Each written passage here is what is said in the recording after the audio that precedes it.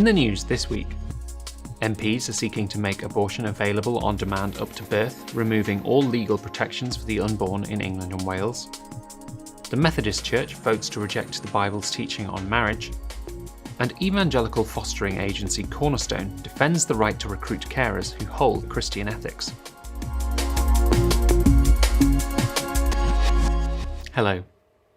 Pro-abortion MPs are attempting to make abortion available on demand in England and Wales all the way up to birth. Diana Johnson has tabled an amendment to the Police, Crime, Sentencing and Courts Bill which would decriminalise abortion. New Clause 55 would repeal all legal safeguards allowing abortion for any reason and at any stage in the pregnancy. The Institute's Kieran Kelly said abortion fundamentally undermines human rights, above all the right to life of the most vulnerable in our society. This change would allow abortion for any and every reason or no reason at all. For instance, that means aborting baby girls because they're girls would be legal. It's an extreme change and MPs need to resist it. The governing body of the Methodist Church has voted to redefine marriage, conduct same-sex weddings, and affirm premarital relationships. At its annual conference, representatives voted to accept same-sex marriage by 254 votes to 46. They also endorsed informal cohabitation, equating it to marriage. Both resolutions were based on recommendations made in the controversial report God in Love Unites Us, which was presented to the Methodist Conference in 2019. Speaking to the Institute, Reverend Dr. David Hull, chairman of Methodist Evangelicals Together, said he was greatly saddened that the church had abandoned biblical teaching. There are many, many Methodists, tens of thousands of Methodists who still stand with us and believe that Jesus offers a unique vision for life, a vision that is far better than anything else the world has ever known and will ever know. And part of that vision is his teaching on marriage, one man, one woman, for life, to the exclusion of all others. Schools Minister Nick Gibb has said he does not want to see parents criminalised for smacking their children amid calls to ban the practice in England. Activist academics from University College London claimed children who have been smacked are more likely to have behaviour problems. But speaking on LBC, Nick Gibb said, "I think reasonable chastisement is allowed within the law," adding it is important that parents are able to bring up their children as they see fit. Parents' rights group Be Reasonable challenged the quality of the data used in the study and urged the government to listen to the public. Parents who love their children should be trusted to decide when a smack on the bum is appropriate. You may or may not agree with smacking, but you should not criminalise parents who use it. And finally, England's only evangelical Christian fostering and adoption agency has been back in court to challenge a ruling which said it was discriminating by not accepting same-sex couples as foster carers. Supported by the Christian Institute, Cornerstone has been in a legal battle with Ofsted since 2019 when the regulator downgraded its fostering service from good to requires improvement. Last year, the High Court ruled Cornerstone could choose to only recruit evangelical Christians, but that it could not require its carers to abide by Christian beliefs on sexual conduct. In the Court of Appeal, Aidan O'Neill QC, arguing on behalf of Cornerstone, said the High Court judge had attempted to reconcile the irreconcilable by claiming it is possible for evangelicals to uphold their faith while practicing homosexual activity. You cannot be an evangelical Christian whose lifestyle is one which endorses same-sex activities. A judgment is not expected for some time. Well, that's all for this week. For regular updates and information on all of our stories, plus much more, visit our website at christian.org.uk. Until next time, goodbye.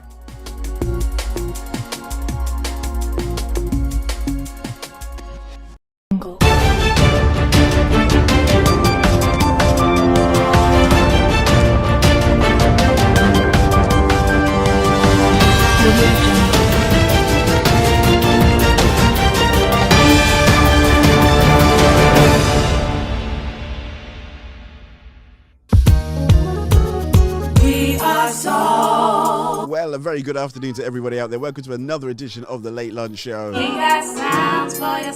I'm laughing because I just did something in the studio. Oh my God. Oh dearie, dear me. Anyway, I think it's all right. We'll find out as the show progresses, right? Got to give props going out there, of course, to my Bishop John Anthony Francis, and of course my co-pastor, Pastor Penny Francis. So yeah, welcome to Late Lunch Show alongside your boy DJ Val as we prepare to have another great epic show. Got Tracy Jane Campbell as our guest a little bit later on. Cool, it's got to give props going out there to our co-streamers out there, which is the team over there at Salt FM. We join them for Salt FM's Drive Time, adding a little soul to their salt. Shouts going out to DJ Jai, Shuggy Tosh, and of course Miss Louisa. So right, yeah, so I said we've got Tracy Jane Campbell coming on to the show, and I'm telling you, I think we're going to have a real good one with her, actually. Of course, we've got all our usual features, bits and pieces, got the Bible reading somewhere in there, see if we can squeeze in the record of the week. Might even be able to squeeze in the Soul Food Daily Double, somehow I doubt it. Maybe even a little bit of Poetically Speaking. But what I definitely can assure you is we do have lots of great music. Hi. Wendy Walker, and you are listening to the Soul Food Show with DJ Val.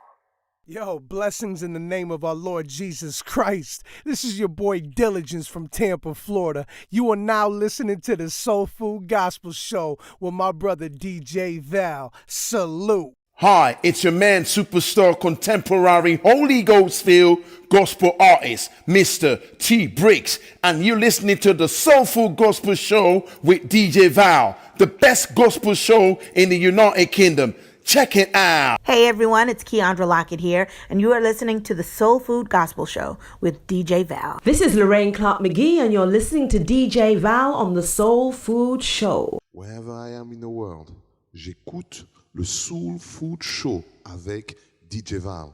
C'est sur Roac Radio. Ce show est fantastique, est incroyable. Un show à ne pas manquer, les amis.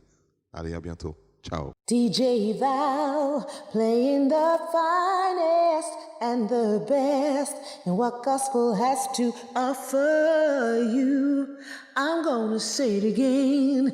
DJ Val, playing the finest and the best in what gospel has to offer you. DJ Val, playing the very best in gospel's finest and rarest grooves this side of the Mississippi. DJ Val, playing music for your mind, body, and soul. Yo, I want to tell us a life too short, you know. Playing music for your mind, body, the Bible says Jesus died for give me life and life more abundantly, you know. That's why we have to live up there. So me I go live my life in a style. Yes, yeah. Me I live my life, me I live my life. Every day me get up, me I live my life. Me I live my life, me I live my life. Every day me get up, me I live my life. Me I live my life, me I live my life. Every day me get up, me I live my life. Me I live my life, me I live my life. Every day me get up, me I live my life. Get up every day and live my life. Hey, this is Shabba Franklin, and you're listening to DJ Val on the Soul Food Gospel Show. Well nice, put on me clothes and me step out the road. Any cologne and now I fit and forge. Me now I fi have a car, take the bus. Watch who your power with no outfit. Me I live my life, me I live my life. Every day me get up, me I live my life. Me I live my life, me I live my life. Every day me get up, me I live my life. Me I live my life, me I live my life. Every day me get up, me I live my life. Me I live my life, me I live my life. Every day me get up, me I live my life. As a youth, me say me no fi satisfied. Yeah, man. Now say me soul I go bust no pipe. No, sir. Me work hard so me I go enjoy myself. Go to the movies, me no buckle pan shelf. No. Life too short, me I go enjoy myself. Yeah, man. That no say me I go innocent thing. No. Them the ways, them me put it in a bin. Yeah. Felt like kicking off with Mr. Minister Taff. I live my life, me I live my life. Love this track. He says he's gonna live his life, not my life. Live my life, me I live my. Great advice, Minister Taff. Get up, me I live my life. I want to say great afternoon to everybody who's been able to join us this afternoon. As always, we say this: if you're new to the show, you type new. If you're old to the show, you type young. If you're hiding behind the privacy glass, commonly referred to as YouTube, you can keep hiding, but all you got to do is hit subscribe, and of course the notification bell at the right of the screen. And do remember to give your boy a thumbs up. My thumbs ups have been very, very lacking as of late, so I would say give me a thumbs up, right? Yes, I say. Yeah, man. Yeah. As always, we've got Demi, Dio, Sungo, P. Harry. Those guys are always logged in. Shouts going out to Auntie Talima, Auntie Yoseh. And it calls those Federal Government College Ilori old boys. Shouts going out there to, I think, Ayo Odunubi. It's his birthday today, so our props going out there to him. Played this one yesterday, really liked it. It's called Out Music, Celebrate. The vibe every time now. Yeah. All my life, I've been shining bright. City on a hill, yeah, that's me. I'ma keep going until the world knows Jesus is Lord, Jesus is the way. 24/7 like every day. Oh my, how can it be that you're loving me like this? And oh no, if you knew what I've been through, maybe you'll understand why I praise Him. And oh no, the devil thought at me, but my God had. As I said, got Tracy Jane Campbell. She's going to be with us. I just wanna. And the lineup is looking super great, man. We got Patricia Knight Scott, Nikki Sariki, Dr. Veril Howard is going to be with us. Joe Kia is going to be with us. Toyin Adikale is going to be with us. Just trying to think who else. That's right, Victoria Tunde. Oh, that's going to be a good one. Victoria Tunde is going to be with us. And Jennifer Allen is booked in. I am super excited about that. Still waiting to confirm a date with Miss Asha Ella. But looks like your next few weeks are taken care of courtesy of the team over there at Soul Food Gospel. I want to say special thanks going out there to smile for me, Rachel McFarlane. Cause sunshine will come after the rain pours. Hey, so dance like it's your birthday. Today is a brand new day. Oh my, I will rejoice and I will be glad in it. And oh no, if you knew what I've been through, maybe you'll understand why I praise Him. Oh, no, the devil thought he had me, but my God had a plan for my life. Now I just wanna celebrate.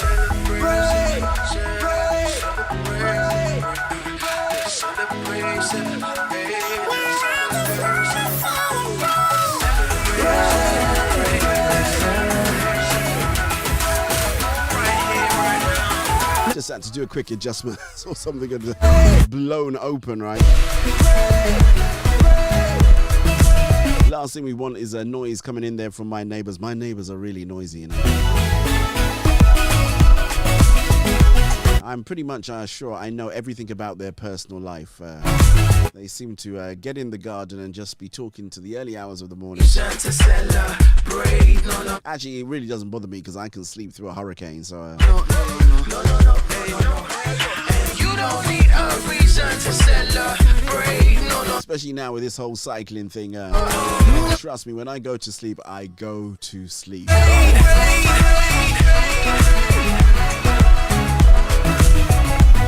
Shouts going out to all the people out there on Strava as we stride to make our bodies feel better through regular exercise.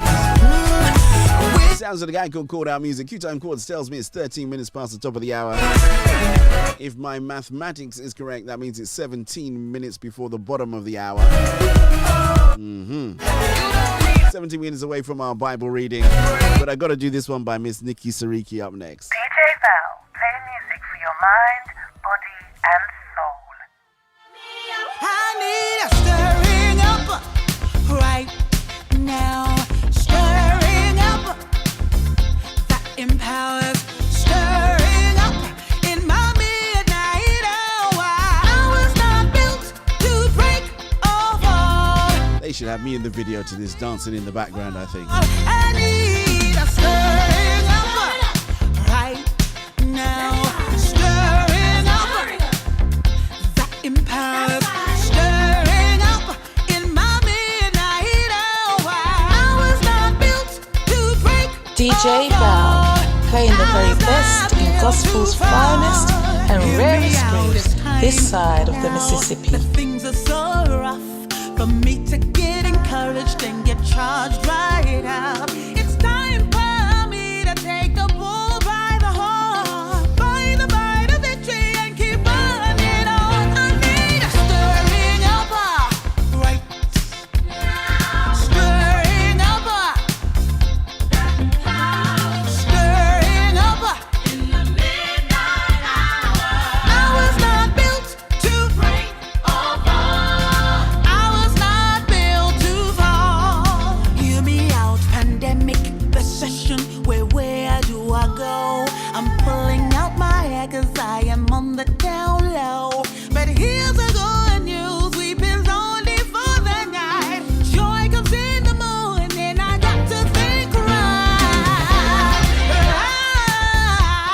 not too sure how long I can keep calling our partners over there at Lifecom Radio.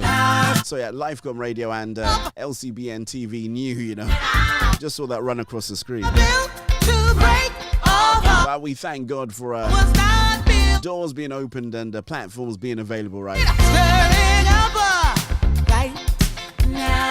And of course, if you are out there and you are tuned in, do tell your family, friends, loved ones, and even your enemies as well. Everybody wants a little bit of late lunch show.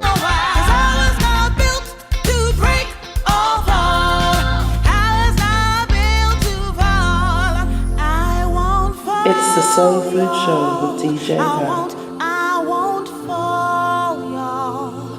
I won't fall, y'all. I won't fall. I won't fall, y'all.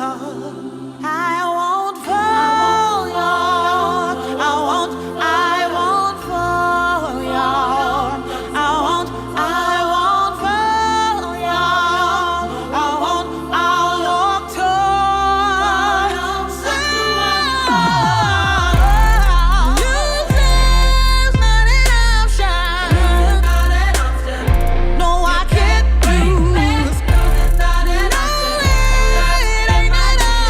Yes, it changes colour. Yes, it does. I want to give shouts going to Mr. Alistair V. He provided the graffiti art that we got in the back of the studio. Shouts going out to him and his mummy Olive. As you know, he's navigating and negotiating. I like those two words beginning with N. Here's another word I heard today. I'm going to ask our guest about that word. Vacillate. There you go. Anybody tell me what vacillate means without you going on into Google or asking any of the virtual assistants? What does the word vacillate mean? I was not built to break or fall. I was not built to fall. I need a stirring up. Something brand spanking new by Miss Nikki Sariki will be available in just 2 days' time. We've had a week of playing that one before it's being played virtually anywhere else. But please, I don't know if you can go and book it already in Spotify or pre-save it or do whatever you do in Spotify. But coming out in a few days' time. I keep saying stir it up, but it's stirring up. Stirring up.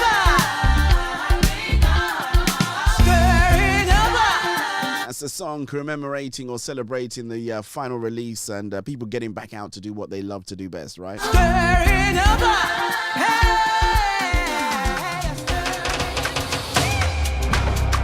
I cannot explain. According to keep on jamming this track, man. But I choose to. This one features in the Soul Food Show Summer Mix Volume 1. The word creates the space. Pastor Angie Cleveland. Resting. This one's called The Other Side. True. You give me confidence. Your word is my defense. My heart agrees with what you say. So I keep my eyes on you. My promise I'll pursue. I will keep the faith and say, in just a few short days, I will be sitting on the other side of this. In just a few short days, I will be sitting on the other side of this. In just a few short days, I will be sitting on the other side of this. In just a few short days, I will be sitting on the other side. Oh, I cannot explain according to my brain, but I choose to follow you. My feelings all over. Almost forgot to add the Bible reading for today. That would have been terrible, wouldn't it? Would have definitely gotten a lot of trouble for that. Ooh, you give me confidence. The word is my defense. I'm still waiting for summer to break over here in the UK. You know, we are. You say we've been waiting, and so far nothing. I will keep the. We're just grateful now when it doesn't rain. It's terrible.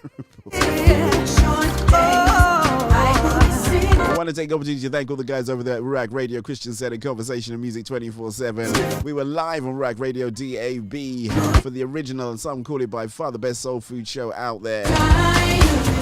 Had a very spirited debate about that Lee and Tembo song, What Took You So Long. On the other side. It did, I just bit my tongue then. It did get me thinking, right? With some of the answers that was given, but Victory. Oh, victory. I will. Victory. I will. Victory. I will. it would be really interesting if that song wasn't as we think it is. It was really God talking to us. Victory. Yes, I will. Victory. I will. In just a few. Did you get it right? I'm not going to play it now because I played that song way too much, right? But, I was just thinking about it. Thank you so much indeed. I think DJ Susie Q and the class captain got into a bit of exegesis on the text.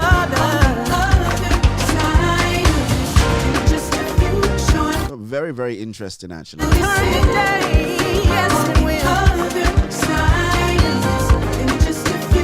I was going out to Spiky John, OJ Simpson. What are you two up to today, eh?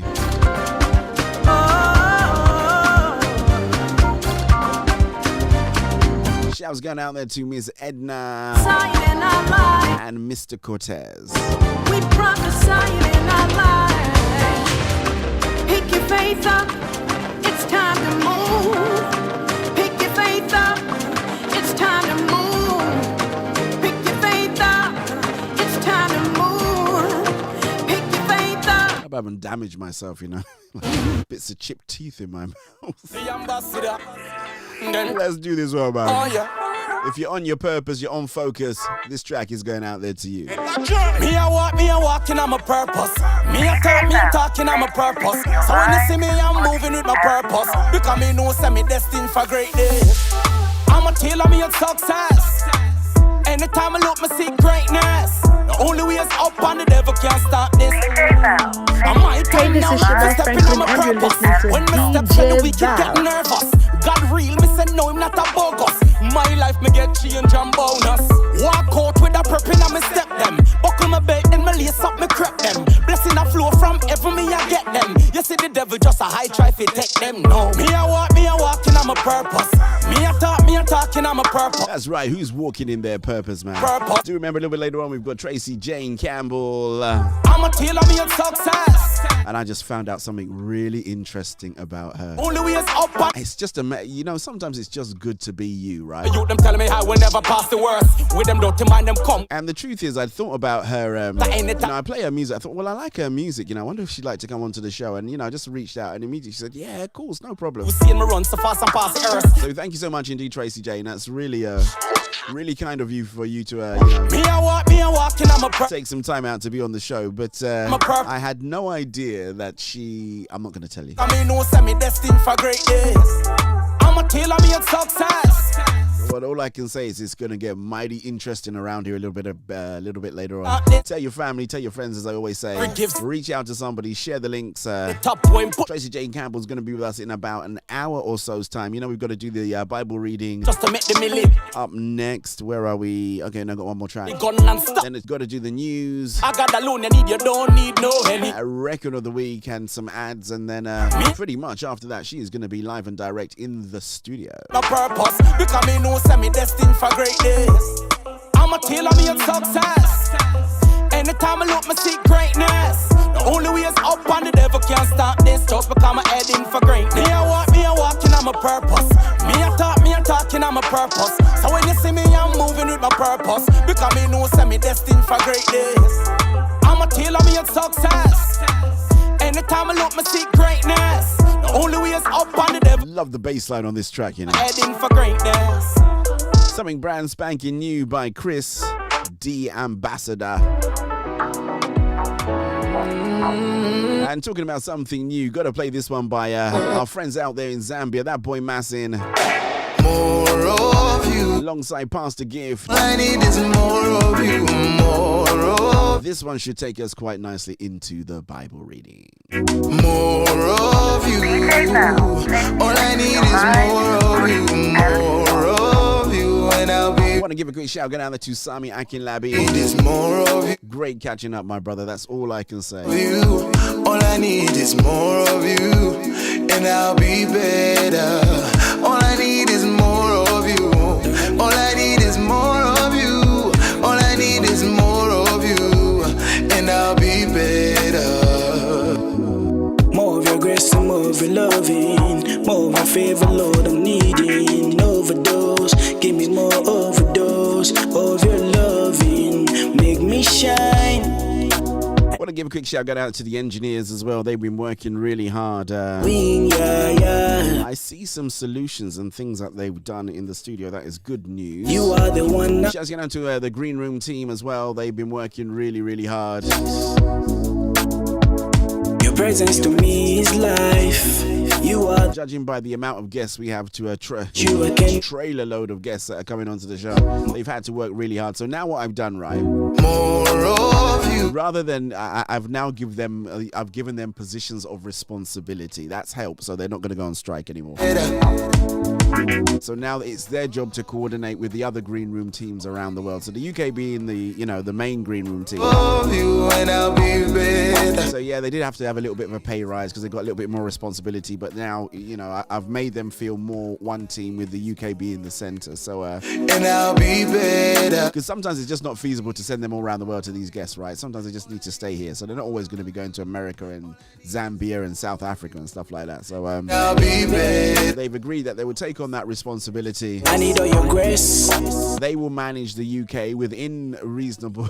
You are the maker. Scotland's quite a long way away as well, I better be careful. So it's all good within the whole team. Shouts going out there to all the designers and the graphics team, Koya Create of KoyaCreate.com. Shouts going out there to him. All my graphics team, everybody. These guys are all on point for the 2-1 and beyond. Without you, I cannot rise. More of you. More of you. All I need is more of you. More of you. I can tell you, I'll tell you something that is going to happen, though. I think I should really say this because I bumped into him today. There's a dear friend of mine. We used to work together in Pret. He was part of the kind of like the more of you. So you have people that manage networks for your work, right? Your IT network, right? The make sure that your network is all right and there's no threats and no stuff. So he does the same, but he does countries. So he manages countries, right? Countries IT. Yeah, I know, right? Yeah. And I remember a long time ago, and it completely skipped my mind. I don't know what happened, but we were going to have him on to talk about cybersecurity and being safe online because we're online a lot more now. So I had spoken to him. I'd spoken to him about maybe doing a couple of shows just talking about how to be safe with using Wi-Fi and some other good tactics and things like that. And I bumped into him today, in my local Pret. He was in there. Used to be my old buddy shop, and then obviously the minute I left Pret, so he jumped in and he took it because it's closest to his house. Maybe one of the days I'll tell you guys a story about how it became my buddy shop, but it's a long story. So yeah, so he's going to be on the show at some point talking cyber security and how to be safe online. And I think that is such It is late. I do apologize. It completely skipped my mind, but yeah, he's going to be on the show. So, but it's time for our Bible reading. Bible reading is taken from the Bible Experience. It is a very colorful and insightful way for you to understand and listen to God's marvelous and miraculous word. So I'm going to move out of the way. We are reading 2 Chronicles 34, 2 Chronicles 35, I believe. Should be about 15 minutes this one will run. And then, of course, we shall be right back.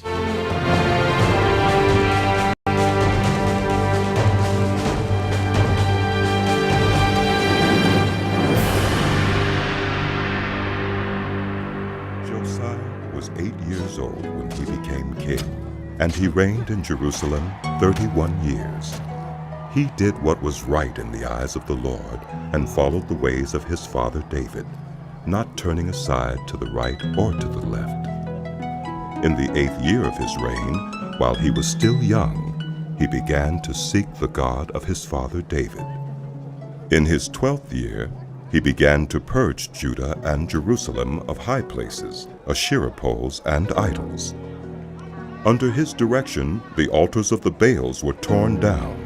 He cut to pieces the incense altars that were above them, and smashed the Asherah poles and the idols.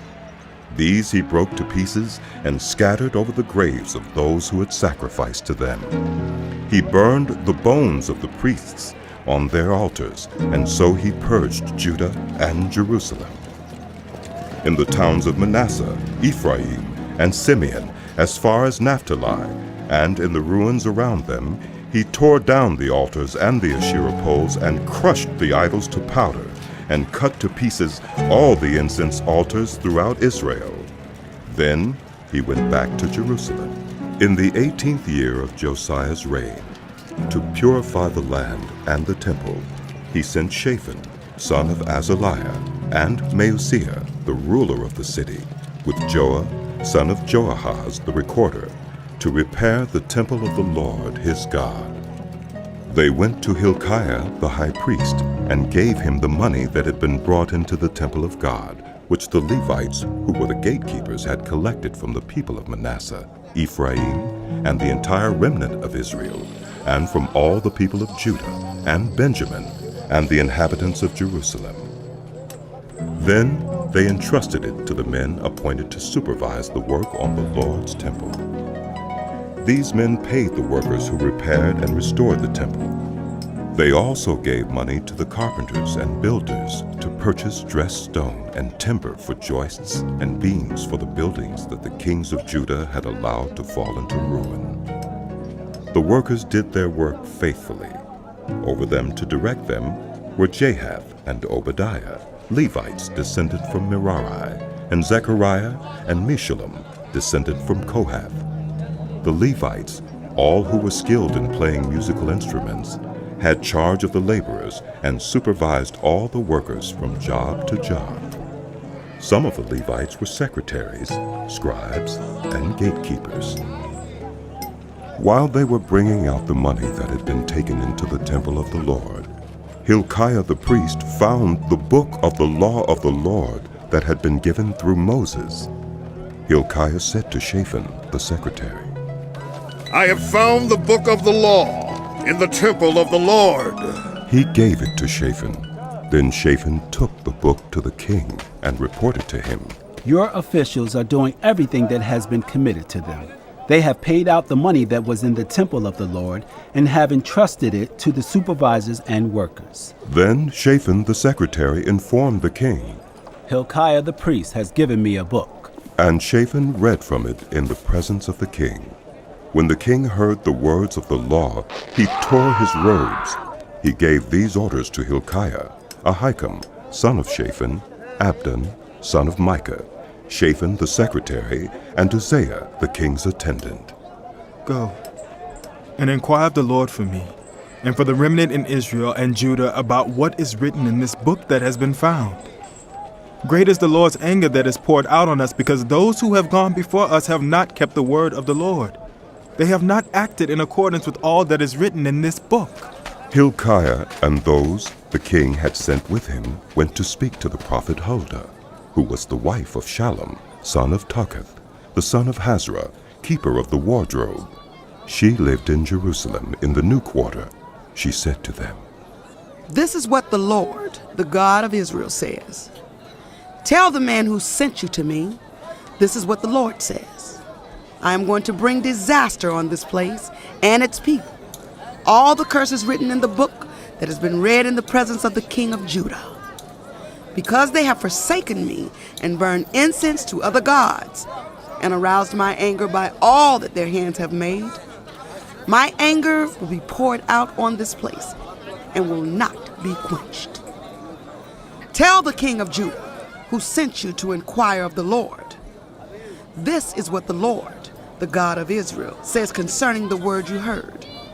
Because your heart was responsive and you humbled yourself before God when you heard what he spoke against this place and its people, and because you humbled yourself before me and tore your robes and wept in my presence, I have heard you, declares the Lord. Now I will gather you to your ancestors, and you will be buried in peace.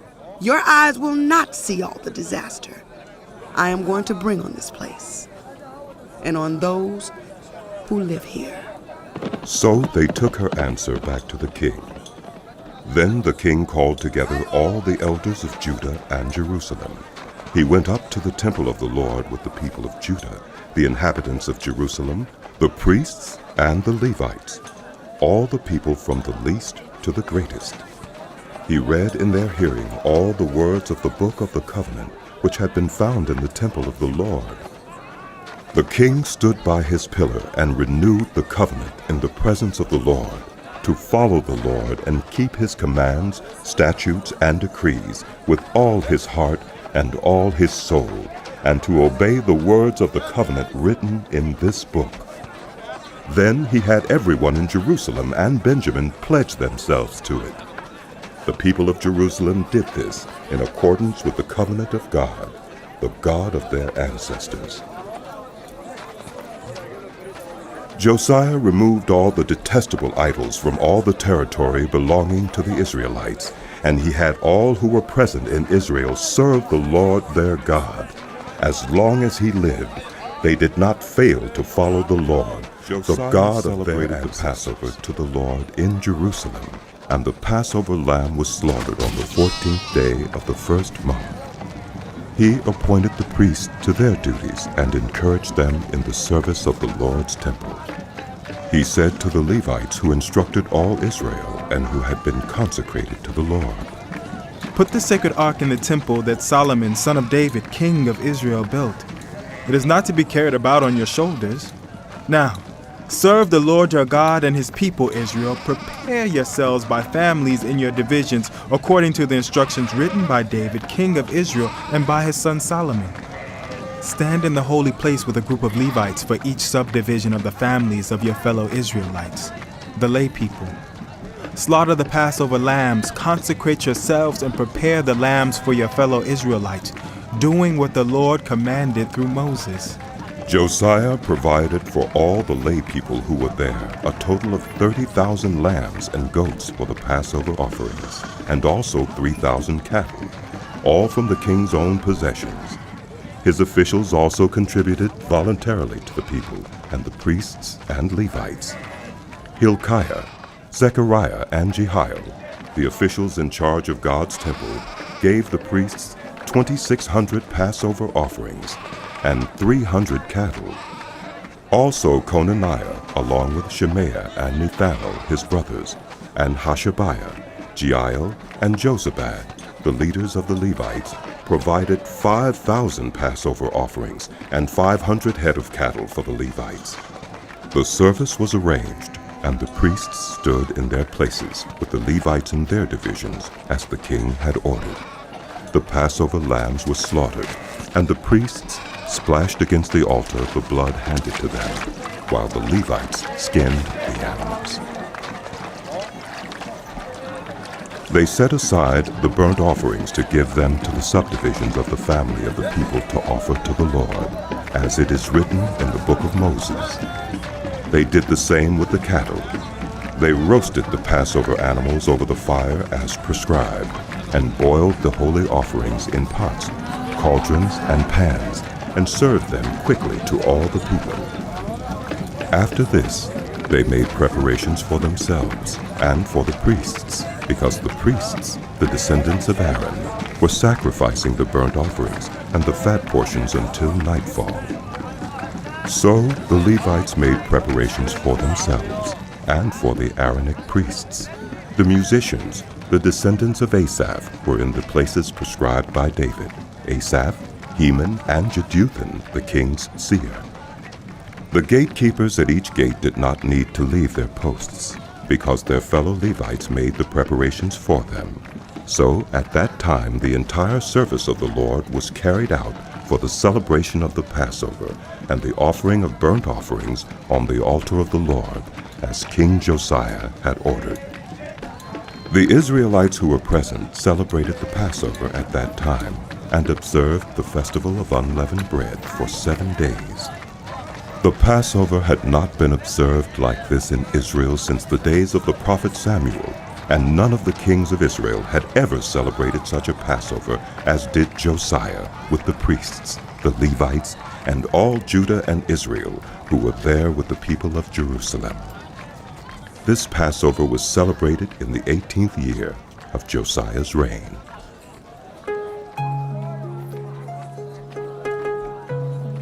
After all this, when Josiah had set the temple in order, Necho, king of Egypt, went up to fight at Carchemish on the Euphrates, and Josiah marched out to meet him in battle. But Necho sent messengers to him, saying, "What quarrel is there, King of Judah, between you and me? It is not you I am attacking at this time, but the house with which I am at war. God has told me to hurry, so stop opposing God, who is with me, or he will destroy you." Archers shot King Josiah, and he told his officers, "Take me away. I am badly wounded." So they took him out of his chariot, put him in his other chariot, and brought him to Jerusalem, where he died. He was buried in the tombs of his ancestors, and all Judah and Jerusalem mourned for him. Jeremiah composed laments for Josiah, and to this day all the male and female singers commemorate Josiah in the laments. These became a tradition in Israel and are written in the laments. The other events of Josiah's reign and his acts of devotion in accordance with what is written in the law of the Lord, all the events from beginning to end, are written in the book of the kings of Israel and Judah.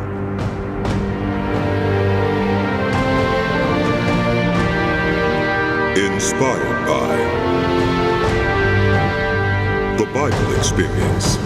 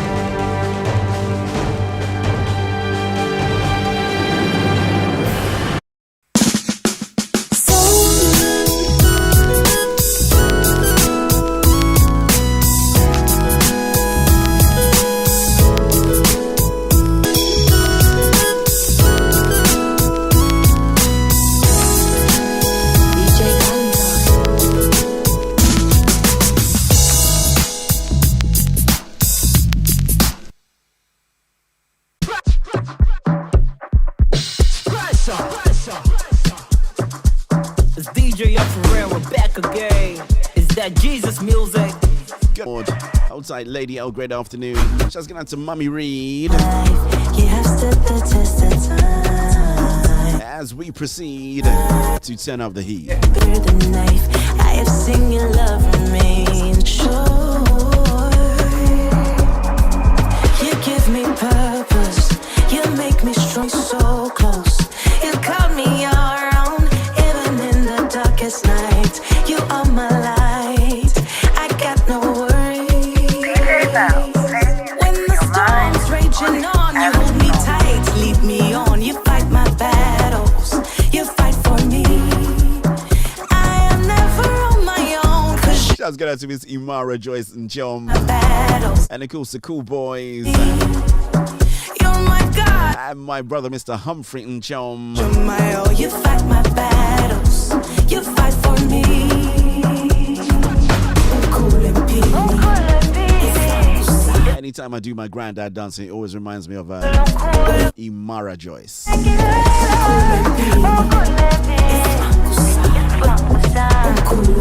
It's only granddad dancing because I am a granddad. That's the only reason why it is. There's no other reason why.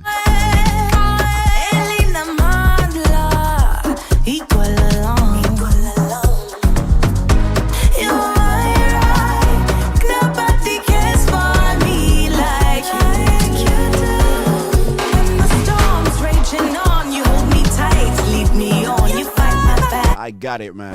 I still got it. I hear some of you saying, just let it go, DJ Val. Let it go. You fight for me.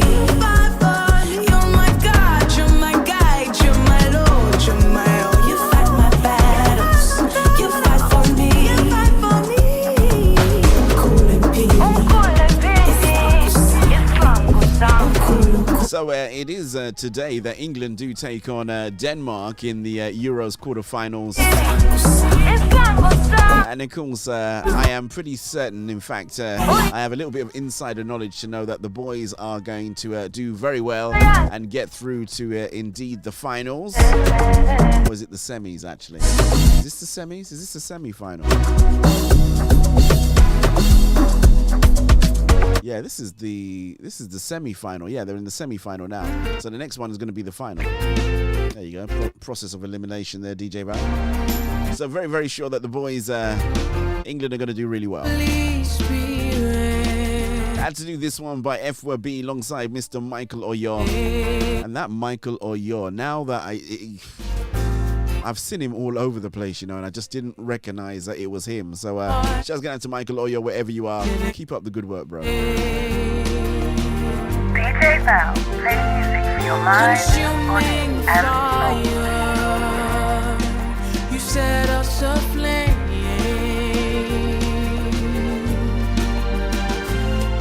We have the heart of Jesus. Love leads the way.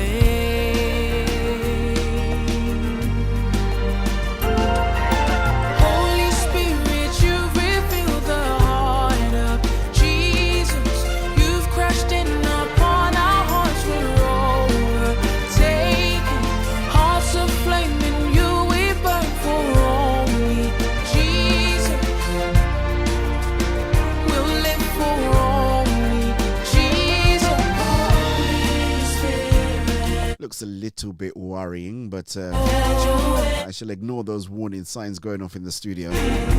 Do let me know if you can hear me loud and clear. And the picture's good and nice and sharp the way that we like it. Shouts going out to my boy since 96. The unspoken word. While you're there, I'm going to have to book in a visit to see you, actually. I've got a very important video shoot that I've been asked to attend, so just got to be looking my best for that one. Love leads the way.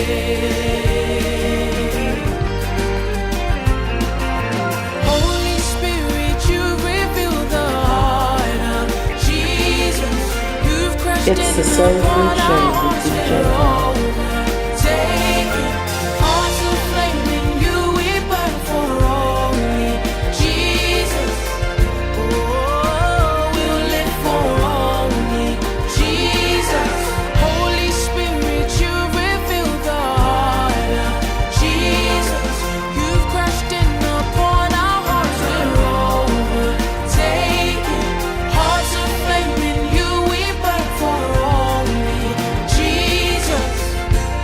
Just realised I've not been tweeting the songs. That's not really great, is it?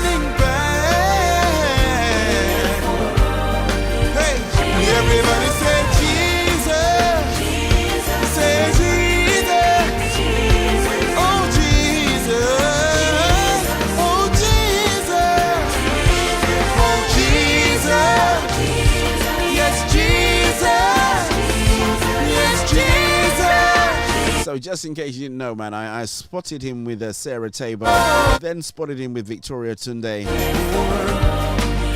And we already know that he's been on tour with Called Out Music. So shouts going out there to the whole of the Oyo group, FWB, Grace Tenor, Michael Oyo. I can see great things happening from that stable, man. Not to say that great things haven't happened already. In the times when life becomes He's working really hard, Michael. love is I'm gonna do this one by a young lady called Roni. I think the track is called Nthuchaka Cha. You know, I just sabotage that, you know. Sabotage. You fight for me when troubles come, and I'm grateful, Lord, for everything you've done. You're my protector, my defender, I'm holding on to forever. My protector, my defender, I'm holding on to forever. I can't let go, Kule Gaja, I'm holding on to forever. I can't let go, Kule Gaja, I'm holding on to forever. I got it. The name of the song is Kule Kacha, but it's spelled with an N at the front of the Kule.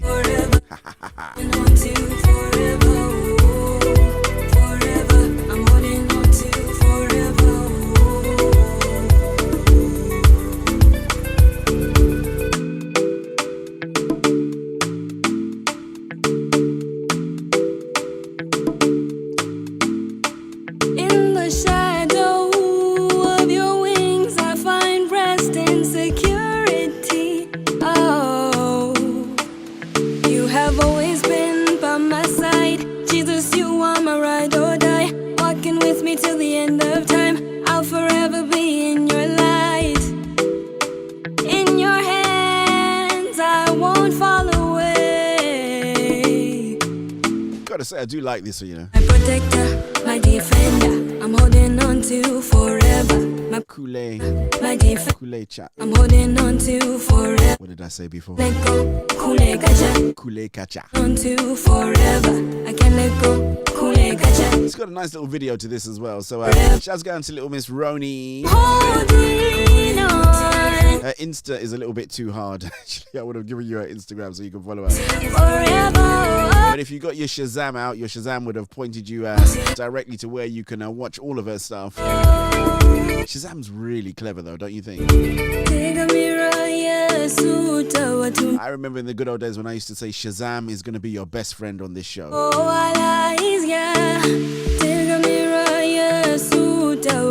Because you had to Shazam all the songs because I wouldn't tell you what they were called. So DJ, right, what's that one? No, not telling you.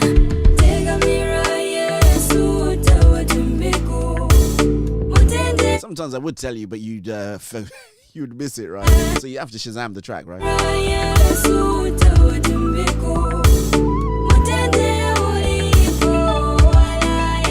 Okay, I want to say a great afternoon going out there to the other DJ Val over there at Soul Food Gospel's 24-hour streaming solution. If in doubt, maybe you might be out and about after this show finishes and you just want to continue with the Soul Food vibe, please go over to www.soulfoodgospel.com, look for the 24/7 tag, click on the link, and that will take you right through to our 24-hour streaming solution, right? Get some great repeat shows there. Saturday repeat lineup is absolutely amazing. Get a bit of Shoggy Tosh on there. Get a bit of DJ Jive, Lady Vanessa Paris Bell, Matthew Branson. Such a strong lineup for a Saturday, man. Okay, let's have a look. Q-Time Chords gives me 6 minutes left. I think, if I am not wrong, I can potentially fit in 2 songs. Just play. When I do true facts, black, white, never move. Hey guys, Kosi Bruno here. Then we stick to whatever we say. Move and sway. Now we gotta move and sway. Move and sway. Gotta give shouts again to DJ Reg and DJ Cass. Now we gotta move and sway. Time to move and sway. Sway. Now we gotta move and sway. That man, I don't wanna bank on Santan. Ice of flows, interest rising, no cap man. New story told. Got me looking like Batman. Locked in a maze, running from the ops like Pac-Man. Similar bars that they write for the paper chase. Mutual funds hold paper down like a paperweight. Though I don't wake and bake, but I do wake and pray. Taking his word for days, my forte till I passport take. Take a look at the culture, see the toxic mentality affiliate dreams. To the success that we showcase in the face spotlight, them beam. Selling dreams, but they wanna be better, but can't be, so they trap with ease. They hear this back, they won't look this way. When the music slaps, all they ever do is play. When I do true facts, black, white, never moving grey. With the glue intact, then we stick to whatever we say. Move and sway, now we gotta move and sway. Move and sway, now we gotta move and sway. Shouts going to Jojo Heaven wherever she is. I still retain the. Now we gotta move and I still retain that. That chair off. Plugged in, power to the sword. The chair off title of being the best chair dancer. You came, then change. Precipitate in a new. At least in the UK, but I don't know. There might be some other cats out there, maybe in China or Japan or something like that. You're infamous, but over here in the UK, think about the love. You've always got the chair dancing on a lot. Can't wait till we get to a bigger studio, then we can do some standing and then dancing. Gold, look at your soul. If you did die, where would you go? They hear this back, they won't look this way. When the music slaps, all they ever do is play. When I do true facts, black, white, never moving grey. With the glue intact, then we stick to whatever we say. Move and sway, now we gotta move and sway. Move and sway, now we gotta move and sway. Move and sway, now we gotta move and sway. Move and sway, now we gotta move and grabbed it, then bang this. When I move old school like Stan Smith, see me doing the feast and then banquet. With the buttery flow, he then jammed it. I count it, excel. Avoiding the cell, so I gotta keep breathing, so I gotta excel. A beautiful queen on my side, I can never ever wish my exhale. Whoa, you can never move this close. Kingdom things I boast. One Lord, no one can beat us to come close. Jesus begin in the middle, end coast. Reason, only one door can glow. Logic too wavy, only one bolt. Okay, I think what we'll do, we'll go to the news. I bounce on the rhythm and the way I go for the way I chose. Now let's go to the news. Change, right after this one by Toby Triple O. Console souls, move 10 toes. That way, when we come back, we can play some Keandra Lockett's Try. Vibey, move and sway. Now we gotta move and sway. Move and sway. Now we gotta move and sway. Shouts going to DJ Giant, Shuggy Tosh, Miss Louisa. Because we are live on Soul Defense Drive Time. Adding some soul to your salt.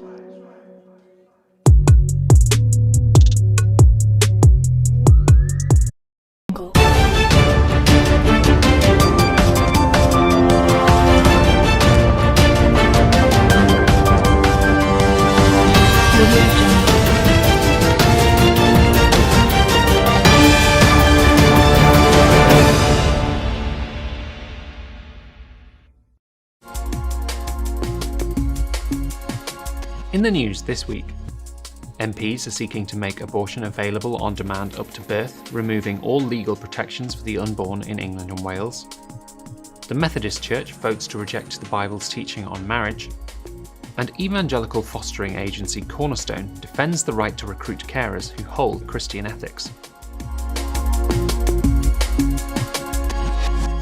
Hello. Pro-abortion MPs are attempting to make abortion available on demand in England and Wales all the way up to birth. Diana Johnson has tabled an amendment to the Police, Crime, Sentencing and Courts Bill which would decriminalise abortion. New Clause 55 would repeal all legal safeguards allowing abortion for any reason and at any stage in the pregnancy. The Institute's Kieran Kelly said abortion fundamentally undermines human rights, above all the right to life of the most vulnerable in our society. This change would allow abortion for any and every reason, or no reason at all.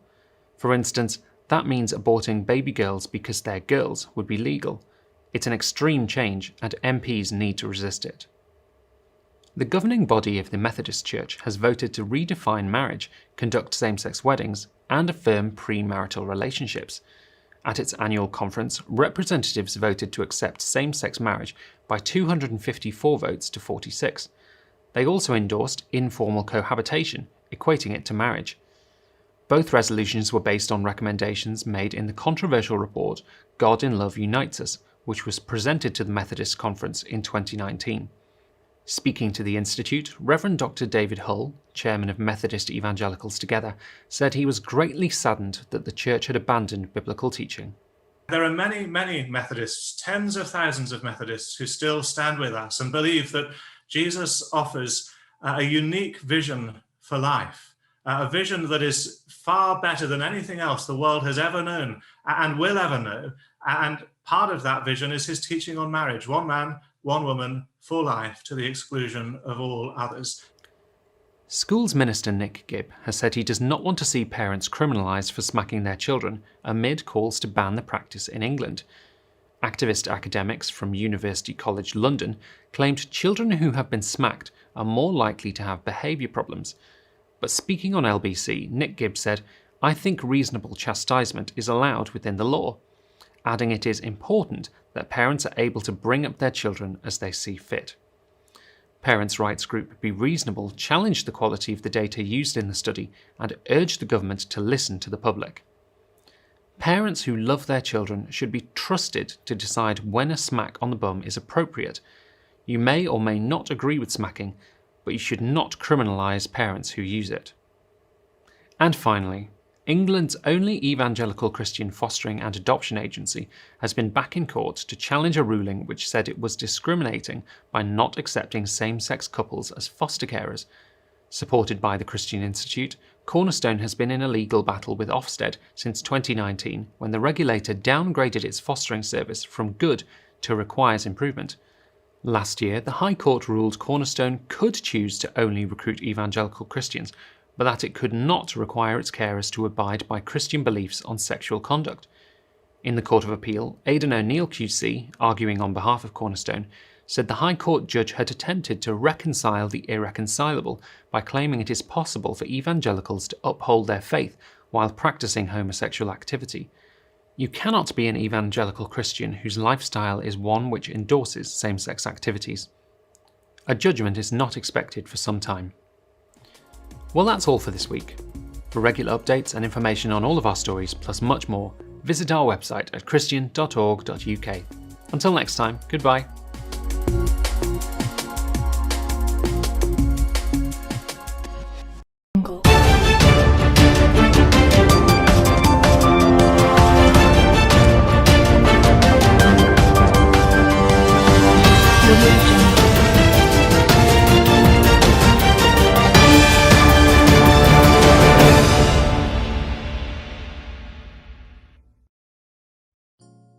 The world has changed. People are no longer meeting and congregating as they normally would.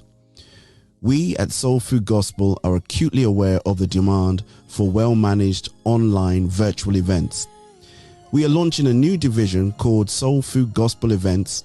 This is a dedicated company with the sole purpose of managing your virtual events.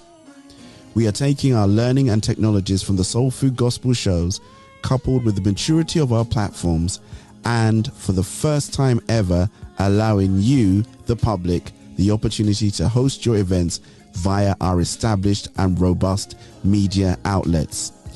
If you have an event of any kind that you want professionally managed and hosted, please reach out to us on +44 07960 219 366 or email us at soulfoodoffice@gmail.com. So, whether you're arranging a concert, book launch, live interviews, conferences, funerals, christenings, baby dedications, weddings, whatever your event is, if it needs to be streamed, we should be your number one choice.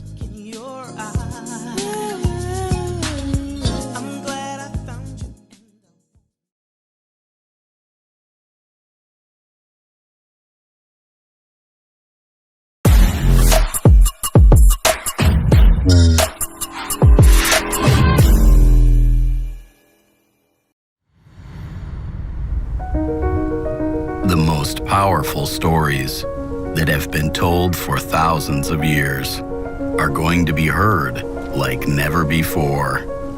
Immersive ambiance of the Holy Land, uncompromising quality of 3D sound, 250 passionate voices, one book that shaped the history of the mankind. Yes, you, O Lord my God, have done many wondrous deeds, and in your plans for us, there is none to equal you. I think that was incredibly unique about this project. I've never worked on a project that has casted that many voice actors. And, you know, there's a lot of incredible names, and I'm sure I'll find out once this comes out about some voice actors that were in it that will kind of boggle my mind and be like, whoa, that's really cool. It's kind of neat to know that there's people from all over the world really involved in this project. Join us on this breathtaking journey.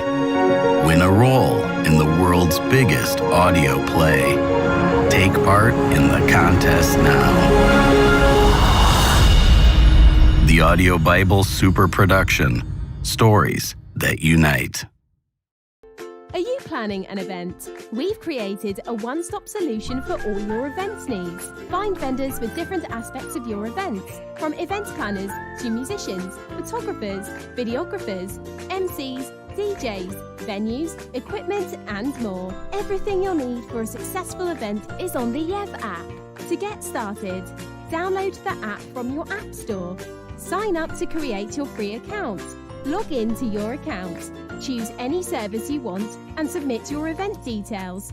Next, approve the service provider of your choice. Pay for the service and you're good to go. Afterwards, confirm the completion of your event and leave a review of your service provider. The days of stressing over an upcoming event are over. Get the Yev app and easily book professional and reliable event personnel and equipment in a transparent way. Yev, here for your events.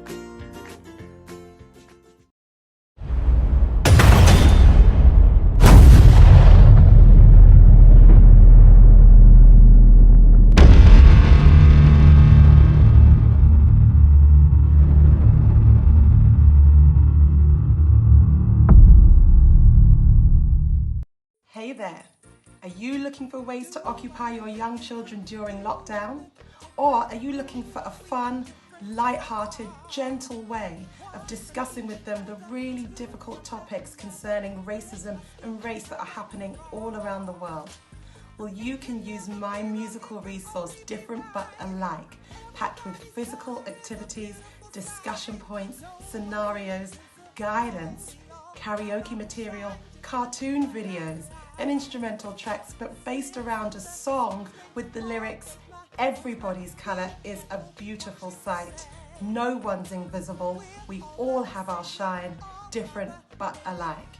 This resource will get you singing, moving, talking, and thinking.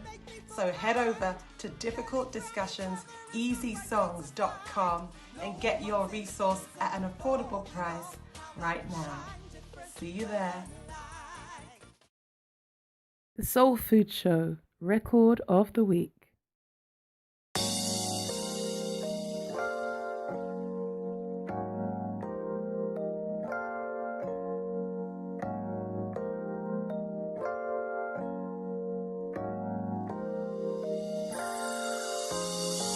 I know it's easier said than done. Words come easily these days. Have we really gone too far for us to make a change? It's hard and I know the vibe is all too much to take it in. We know who we are. In some small way we can make a difference. Could a neighbor truly be a friend? Could he really be a friend? Is there pain that we can share and help to mend? I know we can. Fill this world with love. I know we can. Fill this world with love. We all know the times have changed. There ain't no going back. No, no, no. Just look at where we are. We still have a chance. There's more to this life than grief and pain, material gain. Take a look within. Change our minds and we can do this. Could a neighbor truly be a friend?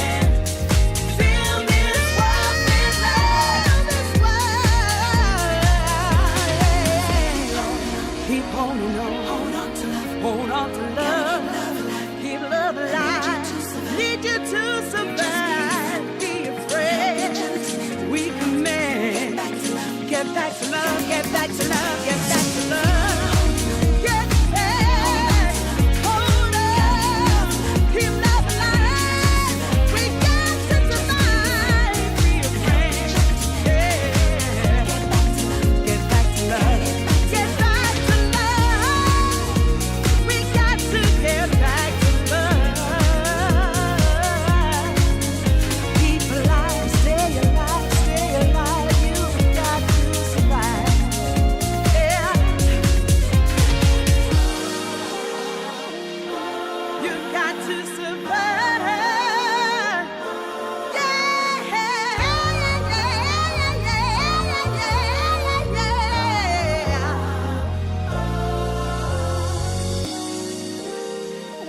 There is only one way, no matter what the people say. Nothing else will do, unless you love me and I love you.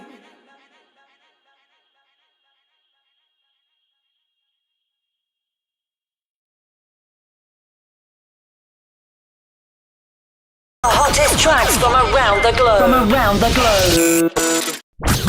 The DJ who makes you feel good.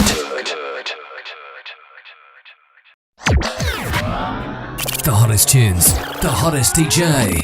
Your number one DJ worldwide. You're listening to your favorite DJ. Where it always feels good. It's the Soul Food Show with DJ Val.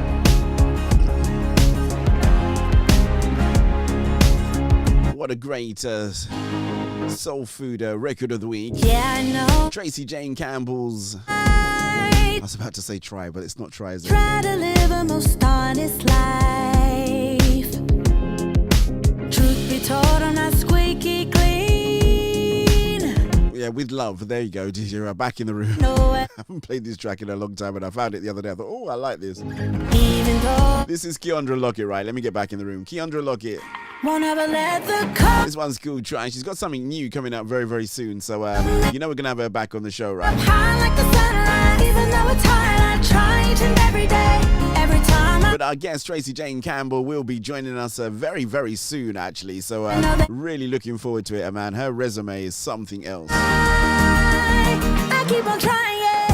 Whoa, oh, oh, oh, oh, oh. Whoa, oh, oh, oh, oh, oh. I keep on trying, yeah. Outside, the class captain said, no respect for God. They you sound surprised when you kind of like put your comment up. It's something to do with the news, one of those stories, right?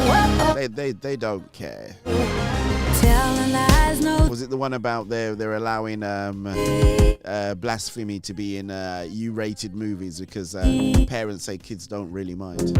As time goes on, I get better and better. My will to forgive no longer a struggle. Then, so if you put it in cartoons and the kids get home and then they start repeating it to the parents, it's like, oh my God. Get the best of me.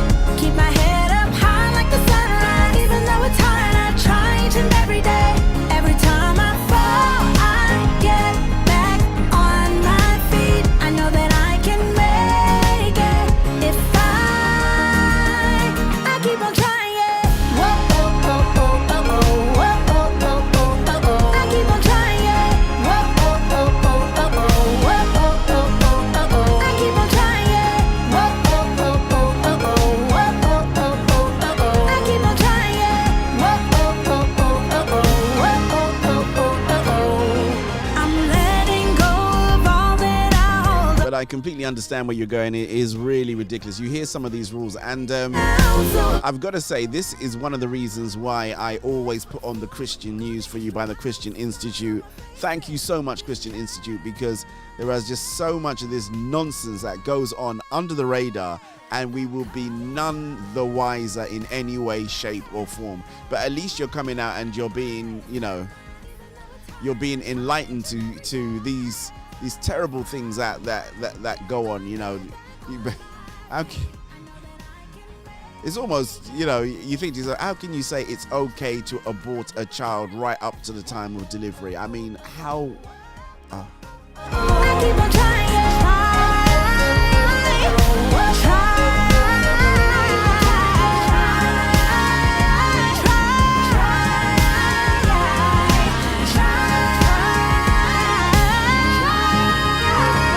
Anyway, maybe something we can discuss when Mr. Alistair V is back on The Breakfast Show. But in the meantime, I'm just going to trust in El Shaddai. Time that I fall down, you help me get back on my feet. El Shaddai, El Shaddai. So life didn't go the way you expected it to go. Hope hoping that one day things would get better. Knowing that my God can make everything to work for good. Whatever you face, there is an answer. Call him El Shaddai, you're all I needed. El Shaddai, you're all I needed. Every time that I fall down, you help me get back on my feet. El Shaddai, you're all I needed. Let's go. And you're all.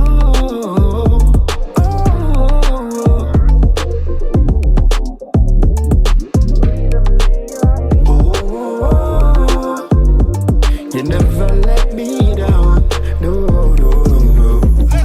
You've been pushed to the limit, and you feel like giving up.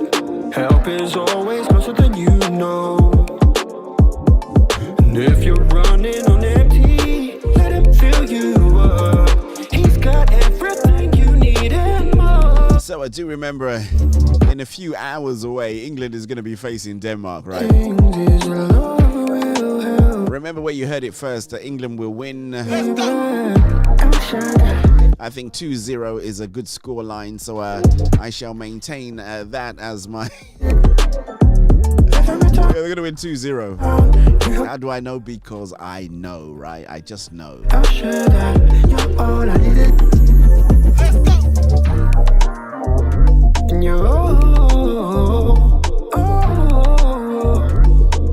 And shall I go ahead and tell you when both goals are going to be scored? It's going to be in the second half. You never let me down. Harry Kane's going to get one.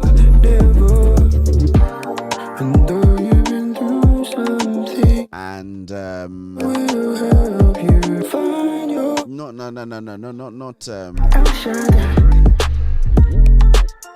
Not Raheem Sterling. Oh God. Oh, every time that I fall down. Mason Mount, that's it. My feet, El Shaddai. Harry Kane and Mason Mount. From about the 70th minute, so you're gonna have to hold on till then. El Shaddai, you're all I needed. Every time that I fall down, you help me get. Yeah, I know. They haven't played the match yet, but I just know this thing. You know. You're all I needed.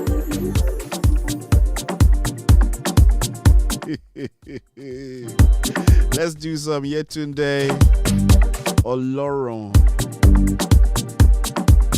Molaye. Hope I said that right.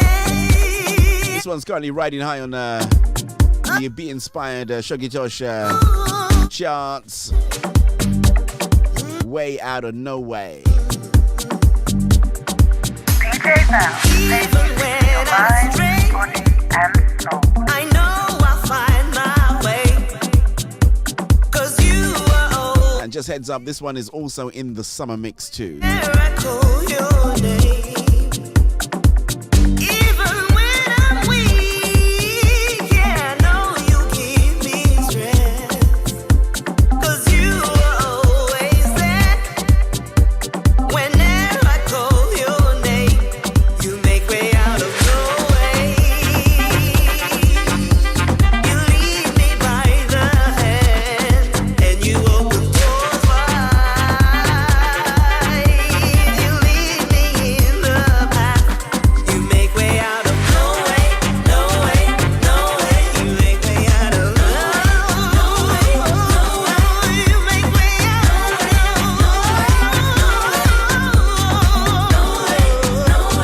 no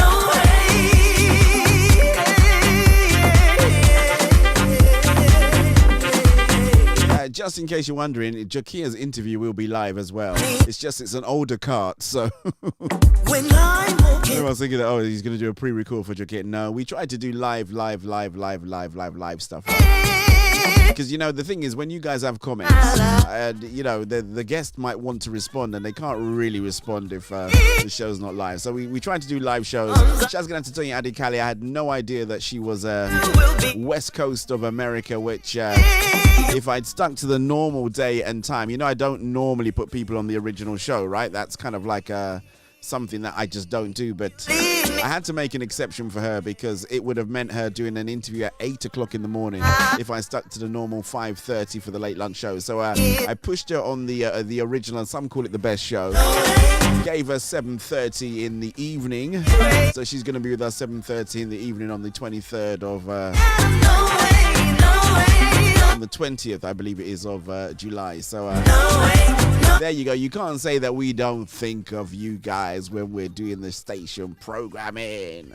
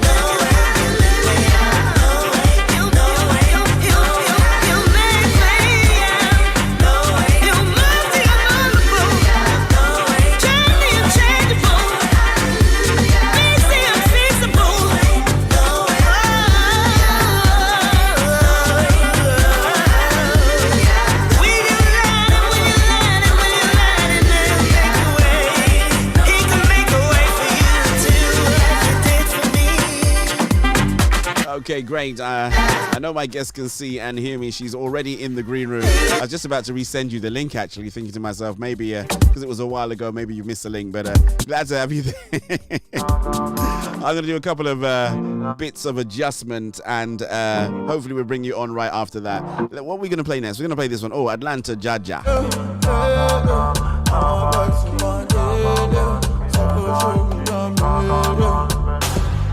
She said, don't worry, I'm better. I don't need a help. Hallelujah, better. Oh, yeah. Cause you know, get plans to help. You just want to judge. I want Atlanta, Georgia. Oh, yeah. Then go. Then go all the way for your matter. Then go tear down the place. Then go think say that the righteous pass. Righteousness is a gift, but they don't know, no. But they don't know, say na grace. I want boys to yard I can't walk back the Monday.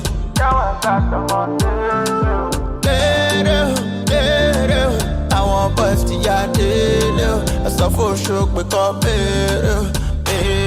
She said, don't worry, I'm better. I don't need a help. Hallelujah, better. Cause we no get plans to help.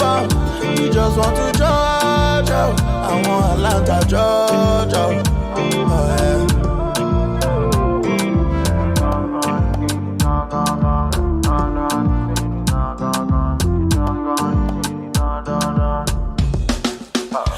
Now who never sin come storm me. Now you holy past you don't judge. Sounds of the boy called Fools for your eyes, Giorgio. Man. That one is Atlanta, Georgia, is a translation of the tongues on that one. Oh, did you know? So Jesus Christ, not the joke. With the way we treat people low. Say you understand. So make we handle everything justly. Because all we all need is loving.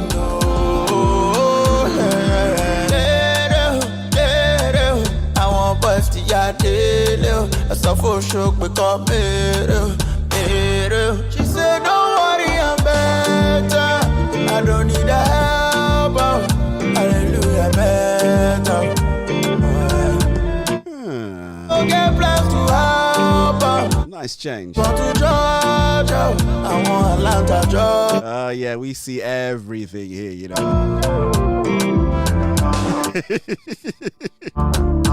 I tell you what, right? Without further ado, like, well, let's go over to the other studio because I want to bring my guest on because why not, right? We're a few minutes earlier than scheduled, but I'm gonna go and let's see how we do if we bring you into this studio. There you go. That's not too bad. Hey, Tracy, how are you? Oh, okay. We can't hear ya. Maybe I unmute myself. That will help. Yeah, normally it Can does, you you hear know. me now? Yeah. Normally, if you unmute yourself, that's normally a good sign. Okay. Hey, how are that would you? probably help. I think there's a little bit of a delay. There will be, yeah. There is a bit of a delay between us getting across and stuff like that. So, how have you been? Great afternoon to you. Yes. Hello. Thank you. I'm good. I'm good. Thanks for having me on.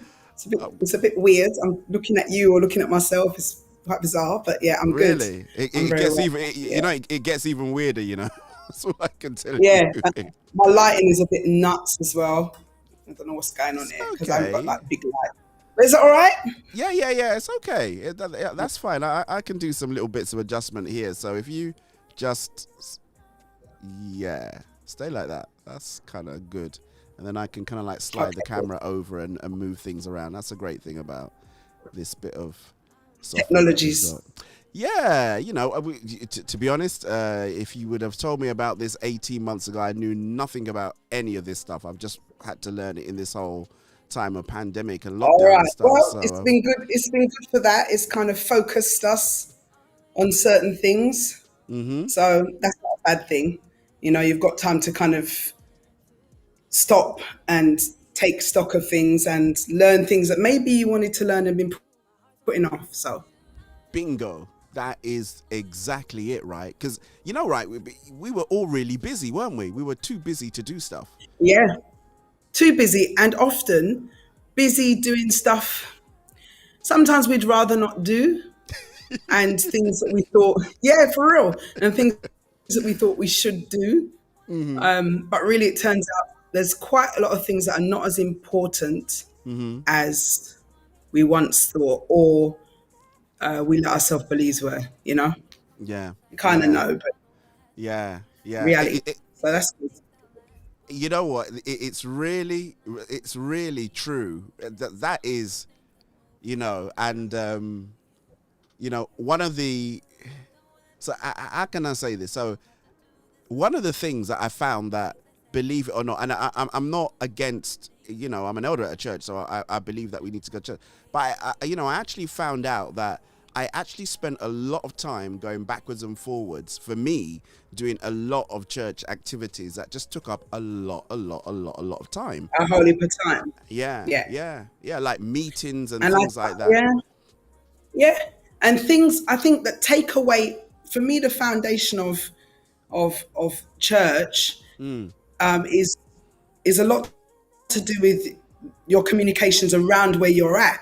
A lot of us commute to church. We come out of areas that we live in and we go to a completely different area. Ergo, we're not part of the community that the church is in.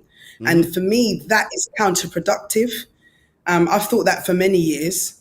And actually, you can't really, in my opinion, you can do stuff in the community your church is at. Of course you can. But it's very different if you're part of that community. You live there. You are part of what goes on there day to day. And I think the old idea of parishes, where you actually just go to the church that's nearest you, has value. And a lot of these activities is just for the sake of being busy. Nobody have time for that. You know, take no time to actually be where you're at, and just busyness. And busyness does not mean productivity. You know, it's long. Oh, this is going to be a good one today. I feel it already. So it's listen, right? So you don't worry, people. We're going to get down to, you know, we'll get down to the brass knuckles of who she is. But, you know, I always love these kind of like little opening things that I do on the show. And I tell you why. it almost sets a tone for where the conversation will go, and just brings just a little bit more revelation to stuff. So you see this thing that you said, right? I can't mention the name of the church because I don't think it's fair that I did, but I work for a big organization, right? Where I used to work for Pret. And, you know, the sandwich place, coffee, sandwiches and stuff like that. So, you know, I worked there for 13 odd years. And I remember, you know, fly the flag as a Christian, everybody knows, right? I remember there was this lady who lived in Dartford. And she came up to me one day and she goes, Val, you're a Christian, aren't you? And I went, yeah. She goes, you know, I don't want to sound like I'm not being sympathetic, but, you know, there's a particular church that, you know, they run their conventions and stuff like that every month, and they have people coming in from all over Europe, and they descend on the town, and especially where I live, that's where they, you know, that's where they come for their convention. And she goes, we can't get into our houses. We can't, you know, when the convention is on, we can't actually get in. So we're all queued up down whichever road it is, waiting for the truckloads and lorry loads of the believers, the household of faith, to either move out of the way so that they can get into where they live, you know. And she said something like this. She goes, and then someone knocked on my door the other day and was inviting me to come to the church. And she said, you know, what's that all about? And I said, well, you know, no. She goes, but they're not thinking of us, the residents that live there. You know, that there is no, you know, there's that community aspect is missing. And then you're sending You've alienated the community before you even start. Yeah. You alienate people. You know, like, oh, we're coming here. And again, I don't want to get into, anybody that knows me knows that I'm very long. But the whole, it reeks of that colonization thing. We're just going to go and transport ourselves, dump ourselves in the middle of your community. It doesn't matter what you're doing. It doesn't matter how we disrupt you. And then want to kind of co-opt you in. And it's just something really wrong about that.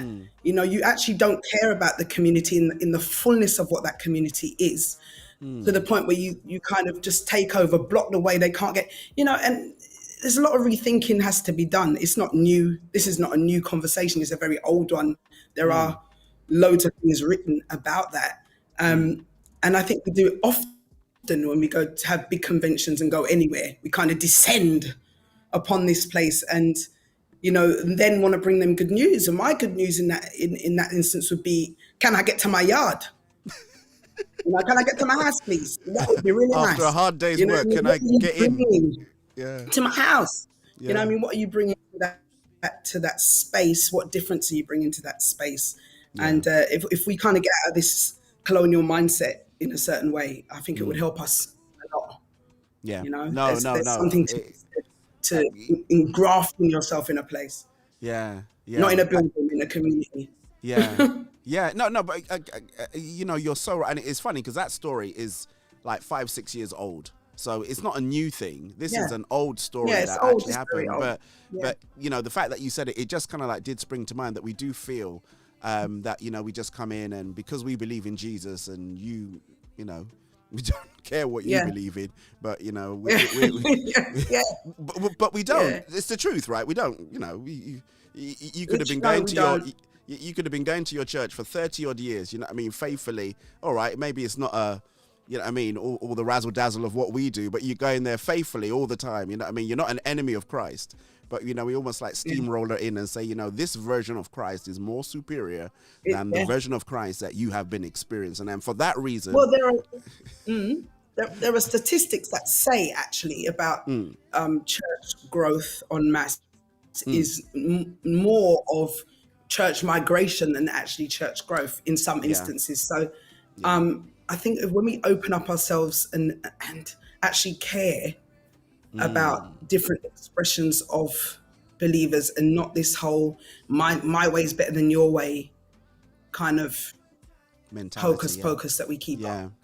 Then we'd be a lot more content and at peace with what we have and being able to let Christ just emanate from our living in the places where we're at. I don't know, that being based in a community is really important because, again, that big traveling to church is a thing that a lot of people do. I've done it for years, so I understand.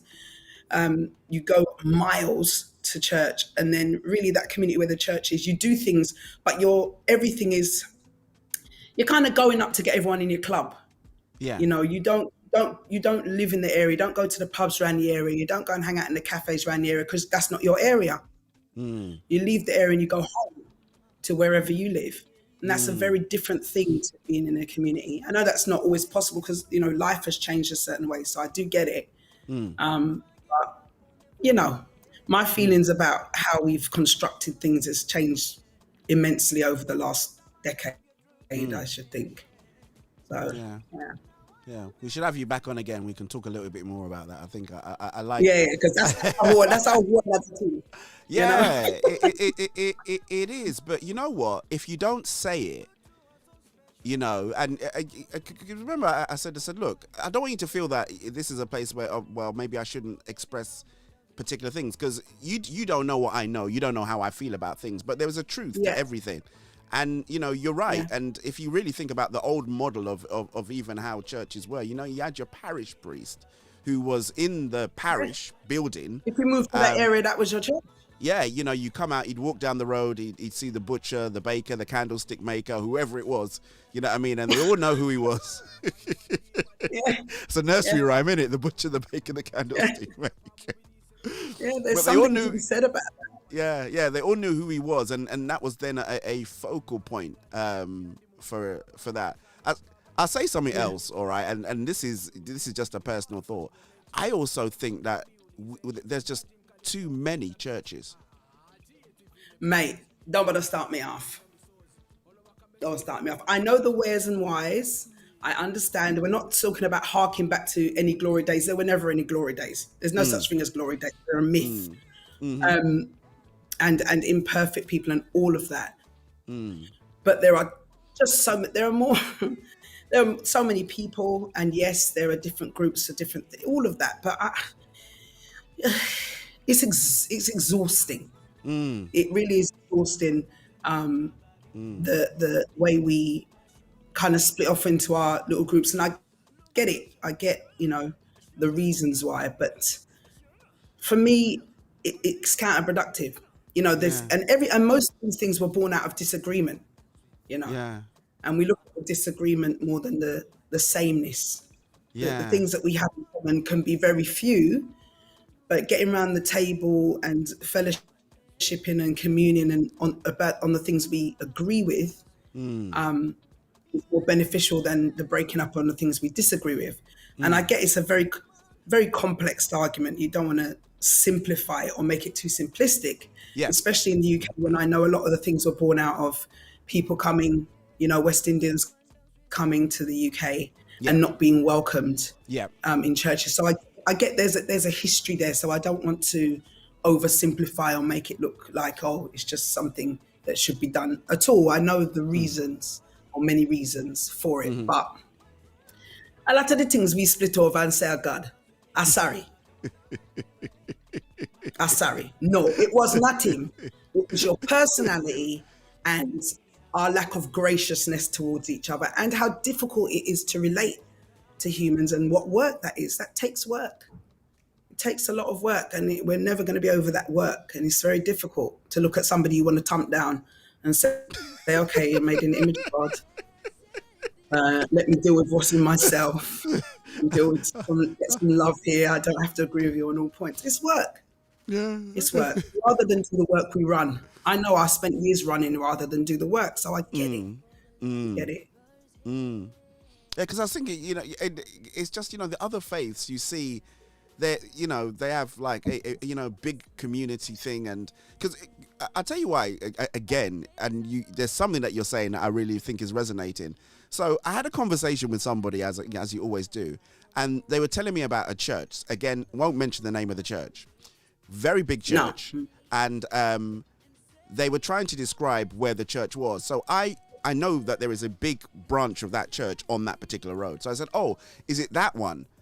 And they went, no, there's another one. I went, no, that's the one on that road. I know that. They went, no. Opposite, there's a bar. And in the bar, they've rented a room downstairs. Now, they're the same denomination or same group. That's all I'll say, because that might give it a little bit away. Yeah. Same group, but the church, they're virtually opposite each other. You know, if you were to come out and throw something, you could throw and you would hit the other church. But they're renting a space in the bar stroke restaurant. The church is on the other side. So my thing was, and I just said it aloud, I said, so why didn't they just rent space in the other building since they're part of the same group? And obviously the person doesn't know. I mean, it was just a thing that just came out. But I thought, wow, what a waste of resources. But again, maybe they had a vision to be in a cafe or be in a bar as opposed to a church building. Maybe they wanted a smaller space. It could be something like that. But there's a lot of questioning the way resources are actually used. Are they to the benefit or the expanding of the kingdom? I don't know. We've made construct upon construct and best business practice and all these kind of things that are unnecessary. But if you start to unravel that, then you start to unravel industry, you start to unravel, pay wages, and it's a whole thing. There's whole layers of things that have been constructed that will be destabilized a certain way. Do I think people should be compensated for work? I have no issue with people being compensated for work. But I remember that in the olden days, for me, I remember my first church, I knew that every deacon, pastor, and everybody else, they had their job, and then they did their thing for the church. Now, I don't think it's that everybody necessarily will do that. I think some people will give themselves wholly, if they indeed give themselves wholly to, like the scripture said, give yourself wholly to prayer and whatnot. I get that, but I don't know, man. I just think that the distribution of resource and the different groups set up opposite each other, there's always going to be reasons why. But like you said, when you look at, and people hate when you do look at other religions because then they get a bee in their bonnet about, what's religion? Yeah, but that's religion and Christianity, whatever. You know, I mean, you have the main place of worship in that area.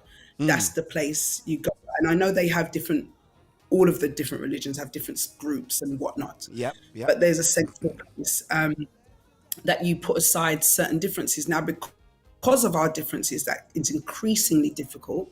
But I think we need to strip some things back. This is not a new, this is a very old discussion. But yeah, individually, I don't know. I get exhausted. Honestly, I get very exhausted looking at it, examining it, hearing people's journeys, stories.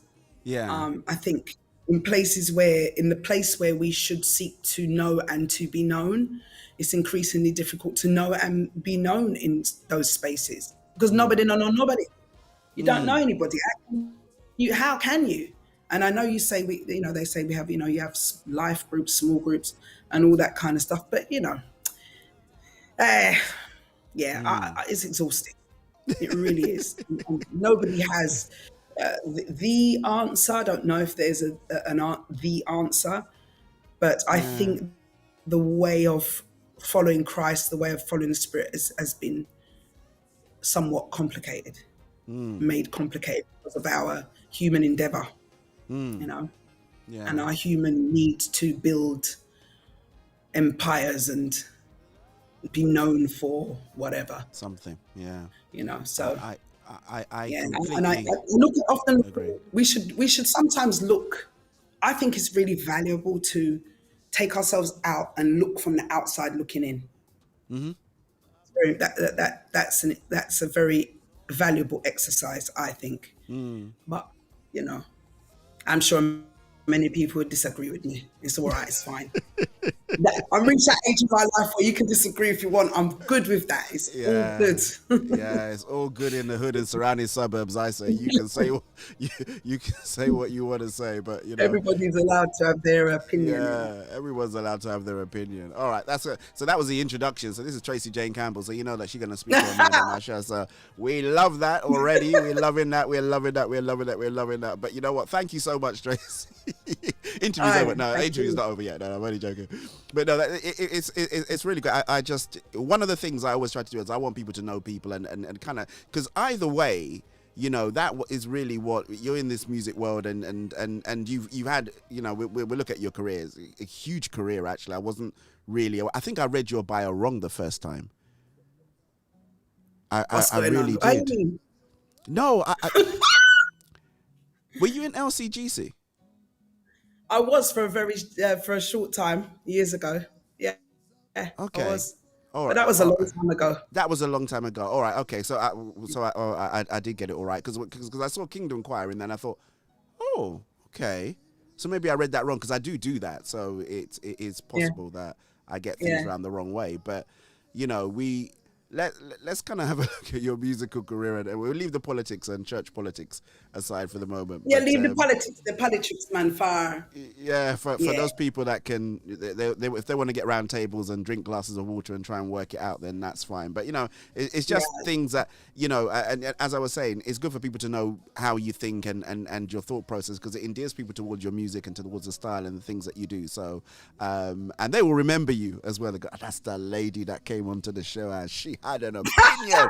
Praise the Lord. Let me go and stream her music, y'all.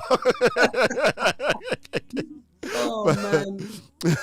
But tell us a bit about, so you're in LCGC for a bit, and reading your bio, it's like a Hollywood thing for me, man, because you know you've been to China, you've been here, you've been there, you know, as part of the Kingdom Choir, obviously you're at that very famous wedding that took place. Yeah.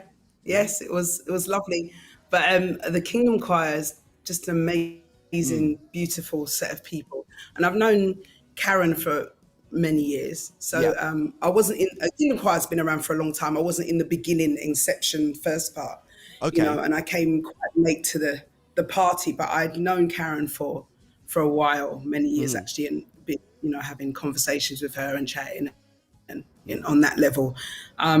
So yeah, but they are an amazing group of people, seriously, just really loving and passionate about Christ, but passionate about people, you know, and about sharing what we have with them. And we have presence. We have the presence of God, the Spirit of God. And I think we underestimate. If we don't, what the gospel is, good news. A lot of what we bandy about is not good news to a lot of people.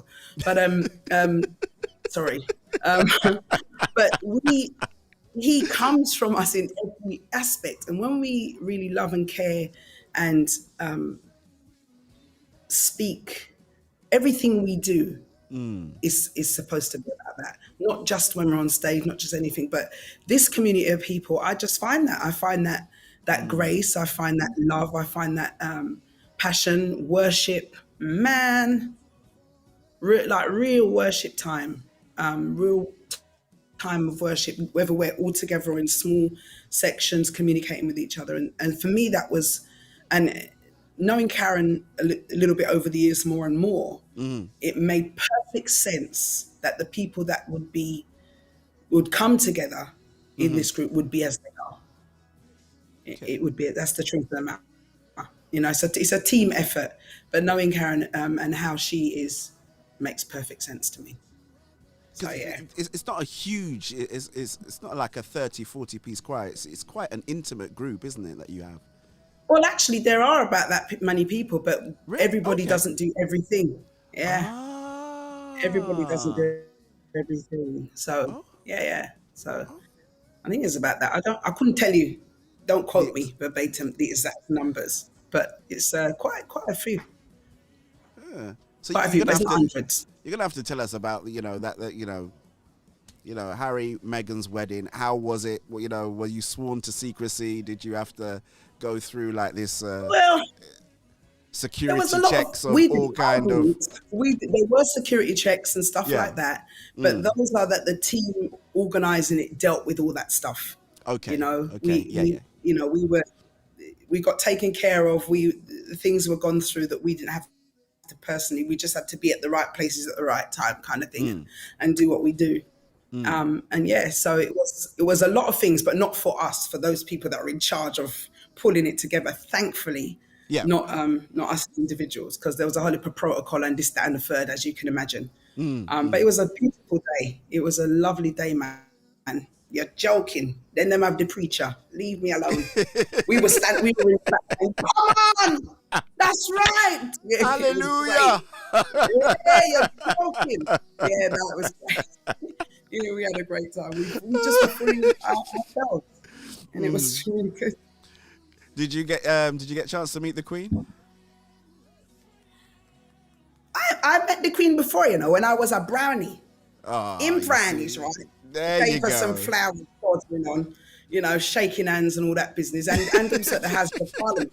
Her and her husband when he was alive. Did she remember you So then? She goes, "Oh, you're the little girl that gave me some flowers." Yeah, I think there have been many of those. I doubt it very much. So no, just the normal, you know, we said hello, just, you know, as you do. And I'm the wrong person to talk about that, because I'm not really a royalist. I'm not anti-royalist or royalist. I'm like, whatever. It just doesn't kind of like that. But no, not really. I'm not really fast. But I've always been a Harry fan from back in the day. And so I was really happy for them and happy to be part of their day, you know, regardless of whether what decrying him now or whatever. Yeah. So it was lovely. You know, the atmosphere was lovely. They were very friendly. You know, we didn't go and hang out with them in the party after, you know, but we, you know, they got to say hi and stuff like that. And the people organising it did meet with them and stuff. So it was a good day. It was a good day. It was a good day for many reasons. And what I was quite surprised about was the American take. You know, the fact that, you know, Americans were like, oh my gosh, I saw all these black people, and we all had, most of us have, this is not an advert for whether you should have natural hair or not, but most of us had kind of braids or natural hair in excitement, and there was a real celebration of just us as we are. Yeah. And the American view on that was, you know, it's a very different climate there than England in some ways, not always. Okay. But so they were quite astounded at these black people that are not with pressed hair or, you know, this or kind wigs of and weaves and yeah. It's quite interesting, actually, the dialogue that came from that, which was great. It was great. It was just celebrating, and so that was a good thing, you know. So I must have missed that when it all came out, but you know, you. Yeah, I guess we're looking at that. We're getting it. Or when we went on, we went on tour in the States, and that was, you know, you see all the dialogue, people commenting, and they celebrated that, you know, the fact that they saw black people in their I don't know, natural beauty, in their array, in such a way, in this environment. So yeah, you'd never know it was still 2000. When was it? 2018? I can't even remember. I can't remember. But anyway, whenever it was, these in the 2000s, that is still a thing. It's shocking. It's still a thing, you know? You still have to deal with, we're still dealing with it. I saw the other day, the Olympic board making a big to-do saying, you know, they got these swimming hats for bigger swimming hats because for black swimmers, so they're bigger. And the Olympic board has literally said, they've banned them. They've literally said, there's no need for swimmers to have such big swimming hats. Yes, there is, because all swimmers don't have the same hair. So this is still a thing. We're still getting penalized for what naturally grows out of our head top. You know, so that's what that was about. I saw something but you know, it's just one of those comments that I thought it was link bait. You know, I thought, you want me to click on the link to take me to somewhere so I can, you know, read a little bit more about it. But a thing, apparently, you know, they got a problem with a bigger swimming hat. If you've got bigger hair, you need a bigger swimming hat. What is the deal? You Or know, they expect so, you just to yeah. shave off all your hair or Their head side, or press it so it's flat. Your nose, right? This is how it comes out of my scalp. If I wear my hair out like you get up in the morning and comb out your hair, if I get up in the morning and comb out my hair, it's well, mine not so much, but it can be gravity defying, and that's how it is. That's how it comes. You know what I mean? That's how it comes. Why do I have to do something to my hair to make it different from how it comes to be acceptable? Oh, no, your nose. Anyway. Yeah. And it's really interesting because I say this because when you see what really comes out of America, mostly it is these, really exotic Beyonce weaves. And I got nothing against Beyonce, B's a great girl, but I just use her as an example. But it's these wonderful weaves and all this other stuff that goes on, and that's what they sell, that's what they push, and I guess for them it was almost like a bit of a slap in the face to their big gospel industry, because one, I guess with her being kind of like American or Canadian or wherever she's from, for her not to have had somebody come over, what's her name, Megan. She Canadian or American? I think she's American. Yeah, American. She's American. So I guess they were probably thinking maybe it might have been like an American group that would come over and maybe sing. No, there was nothing negative. Yeah, there was nothing. It was all positive. It was all positive. Yeah, there was nothing negative. It was all positive. There were some people that said, "Oh, they're expecting some big," but they were expecting more gospel-y or more whatever. My thing is this. There was no watering down. This is part of what we do. Not, sometime riffs, not everyday riffs. Yeah. Sometimes melody, sometimes tone and melody and texture. Not every day, and according to your environment, you do what is going to invite people along, and we did a very traditional gospel medley. In that, you heard that. You didn't see that on camera, but you heard it on camera. Okay. Stand By Me is an iconic American song, beautiful song. Mm-hmm. And we did it in the way that, the people that arranged it, done that take on it, and that's it. So to kind of quibble about, we should have done whatever, man. You know what I mean? We have different facets of who we are, and we're British, and we have a different take on certain things, and that's all right. Yeah, you know what I mean. But most things are very positive. I thoroughly enjoyed it, and I just thought it was it was just, for me, it was a coup d'etat that, number one, you get anybody black first of all in there to do anything. Number one, number two, that it was they were English as well. I know this well. It was, but and it was huge for me. That was just something that in my life I thought I would never see a gospel choir in or at a royal wedding. It's just not heard of. The thing is, right. The thing is, right. Again, black artists being in royal circles is not new. It's very old. They had what they call the golden something or other singers back in the day, the black and white days, golden jubilee or something like that. Yeah. And having black artists and stuff coming into royal spaces, not as slaves, as artists, it is something that's been going on over the ages. But we didn't have social media and videos. But they were very well known, and so it's not new in that sense. But I suppose to these generations, maybe it's a newer thing. I know many of us have been in royal settings before, but not televised necessarily, but kind of gatherings, events, stuff like that. So it's something that has gone on, but in this day and age, I guess as a wedding was a big deal because but the whole thing was a whole thing, Yeah. Harry go and set the cat among the pigeon as he do. And now everybody's chasing the pigeons, right? It was a beautiful thing, and it was a lovely thing to be part of, and I continue to wish them are the best, regardless of the negativity and whatnot, you know. But let people live their life, man. Well, let people live.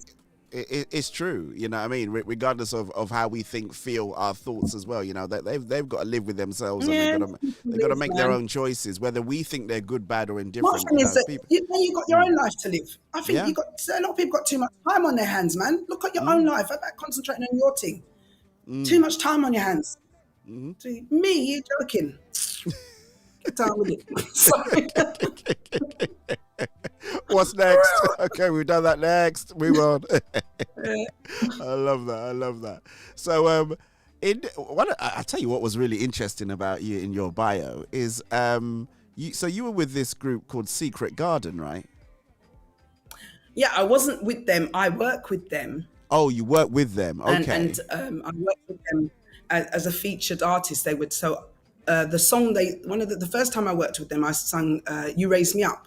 Yeah. So the first ever recording of "You Raise Me Up," they wrote it. Was me and this guy called Brendan Graham wrote it. Yeah. And this Irish guy. So that was the original recording. So from that, I went on tour with them, and I continued to work with them over the years, and we'll work with them again, you know.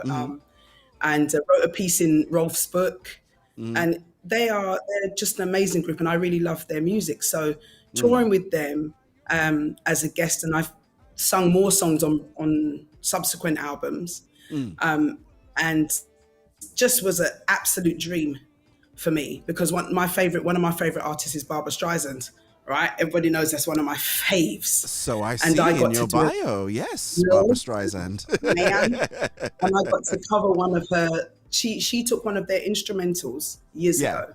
Wrote a song for her husband and their wedding. Beautiful song, and I got to cover it, and I was just wonderful. So singing with them, with the orchestras they usually sing with, because they're a mixture of like folk and classical. So they're Irish and Norwegian.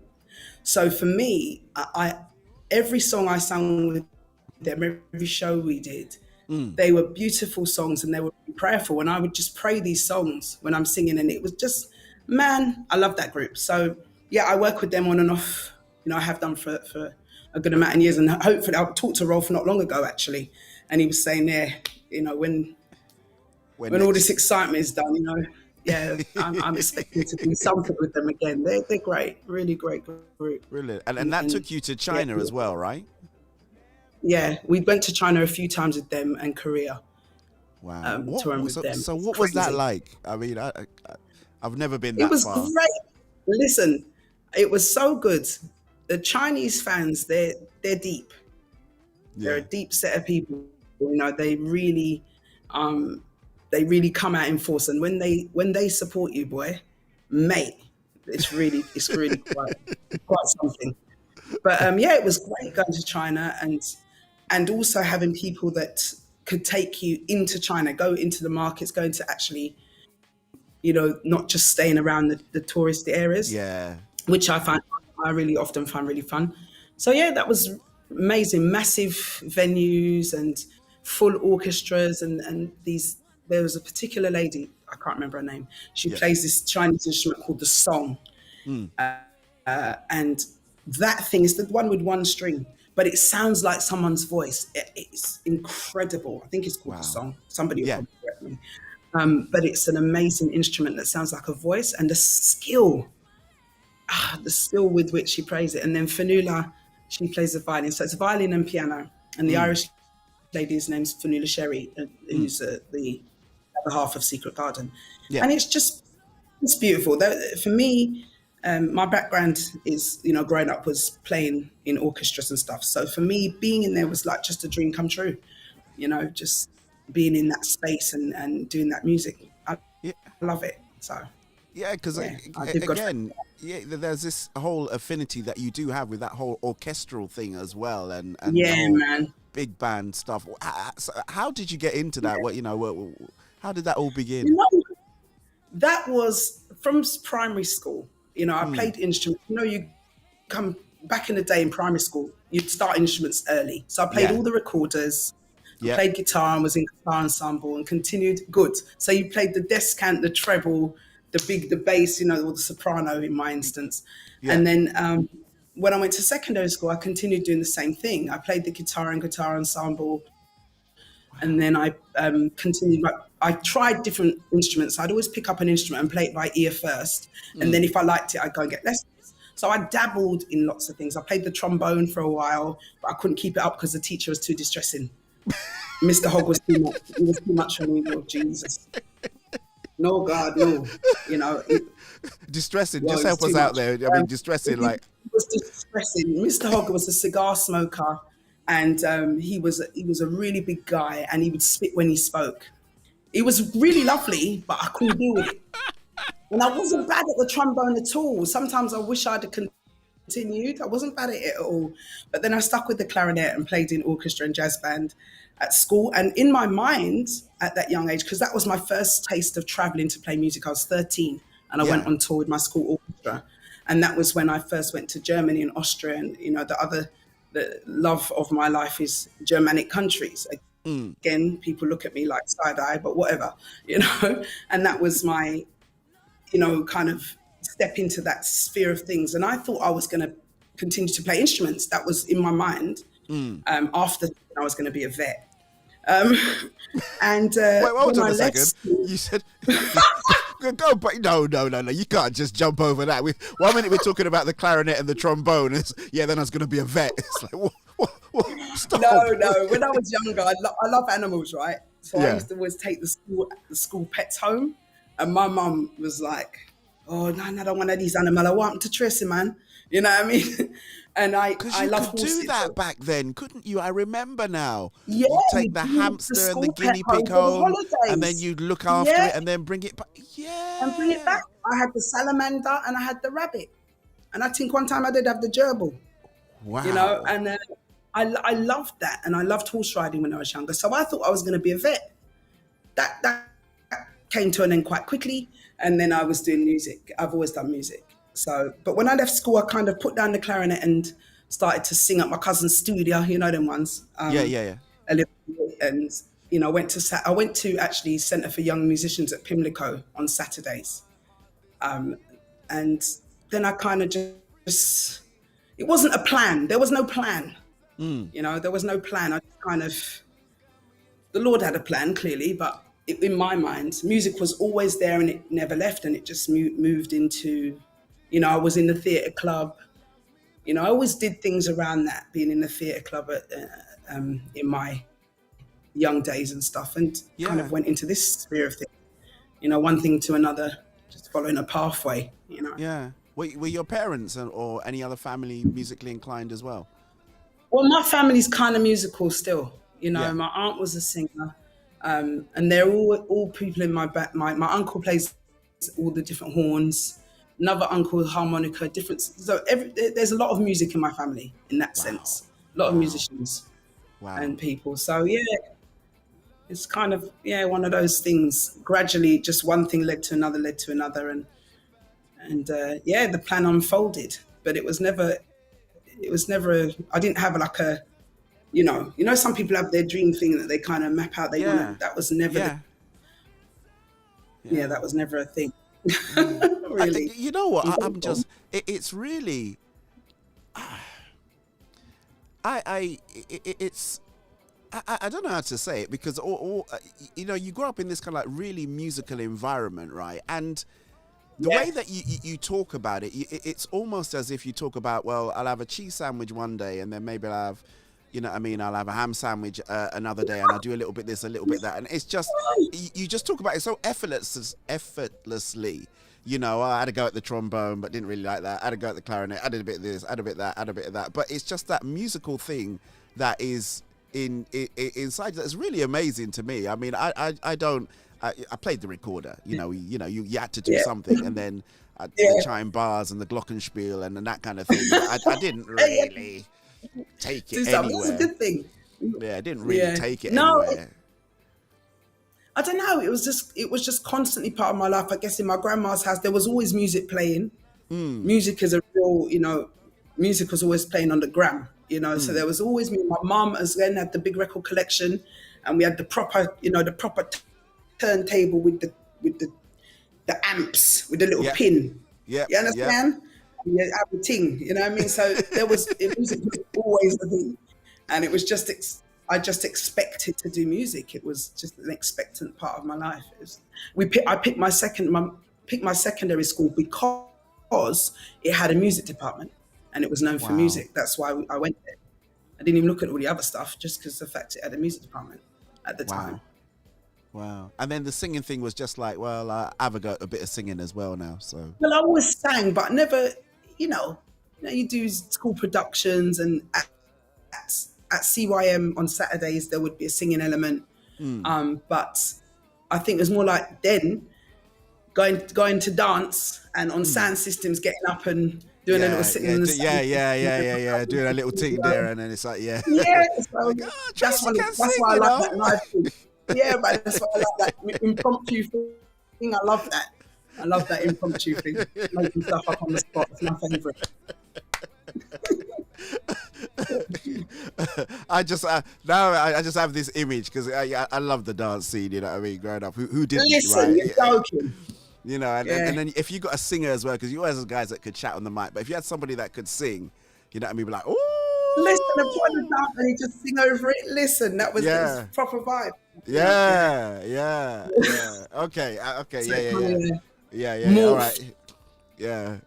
So no. That's for another show, another time. Otherwise, we're really going to go down the road. But I just love that. So all right. So a couple of things. So the first track that I got from you, and there's so many things that we can talk about, but let's just kind of like, because I want to get to like your current musical kind of like thing that you're doing at the moment. So first thing I say is, right, on your YouTube, right, you know, you do, is it the Restored Conversations or something like that? There's Restored, and then there's Restored Lark. You do like a My talk thoughts. thing. Yeah, your thoughts. You're going to keep doing that, right? That's something, yes. Yeah. Okay, good. That's the only one on that, but I have a few things recorded for later to come out, my thoughts on stuff. Yeah, keep doing that. I really enjoyed, because I thought there was more music on your YouTube, and then I clicked on it and I thought, oh, it's a new YouTube. I'm late. Yeah, I'm late. YouTube since that a long time. There's so much things of me on YouTube. Let me tell you something. Me never put nothing on there. Really? Everything on YouTube is people put up only my channel. What you see on my channel are the things I've put up. Everything else on YouTube is things that other people have posted of me of various things, which is cool. But I never put anything up myself. So I was very late and decided, look, Trace, sort it out. You know, so now I've just started, which is why I'm like, okay, there'll be more things posted. Other things are just other people have been to shows and recorded and put them up. Or Soul Sanctuary, which is a choir that I started years ago with my friend Miko, and I work with them on and off. And they're like my other family, kind of music family. And I did a lot of things with them too. So there's stuff that I've done with them, but none of those things that I put up. So it's quite interesting now to actually have a channel and now start putting stuff up for myself. Yeah, well, you know what? The truth is, you got to start from somewhere. So if it's not now, you know what I mean? If it's not now, it will be later. So the fact that you started, that's a good thing. Some people don't even get out of the starting blocks, you know what I mean, with this. So the fact that you started, it's really good. But Restored was the first track that, you know, I said, oh, you know, you got some music out, you know, would you mind sending it to me? And I run this special show, right? It's a worship show on Saturday mornings, right?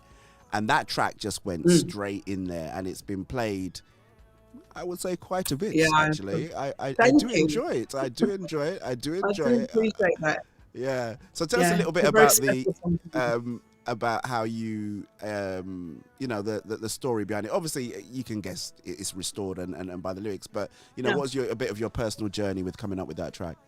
I mean, that song, I remember when I wrote it in 2010.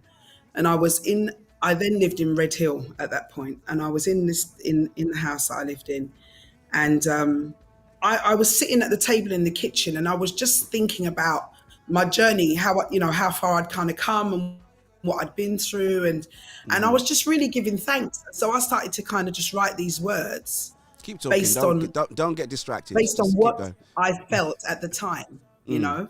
And you know, the first line is trapped in a mind of grief.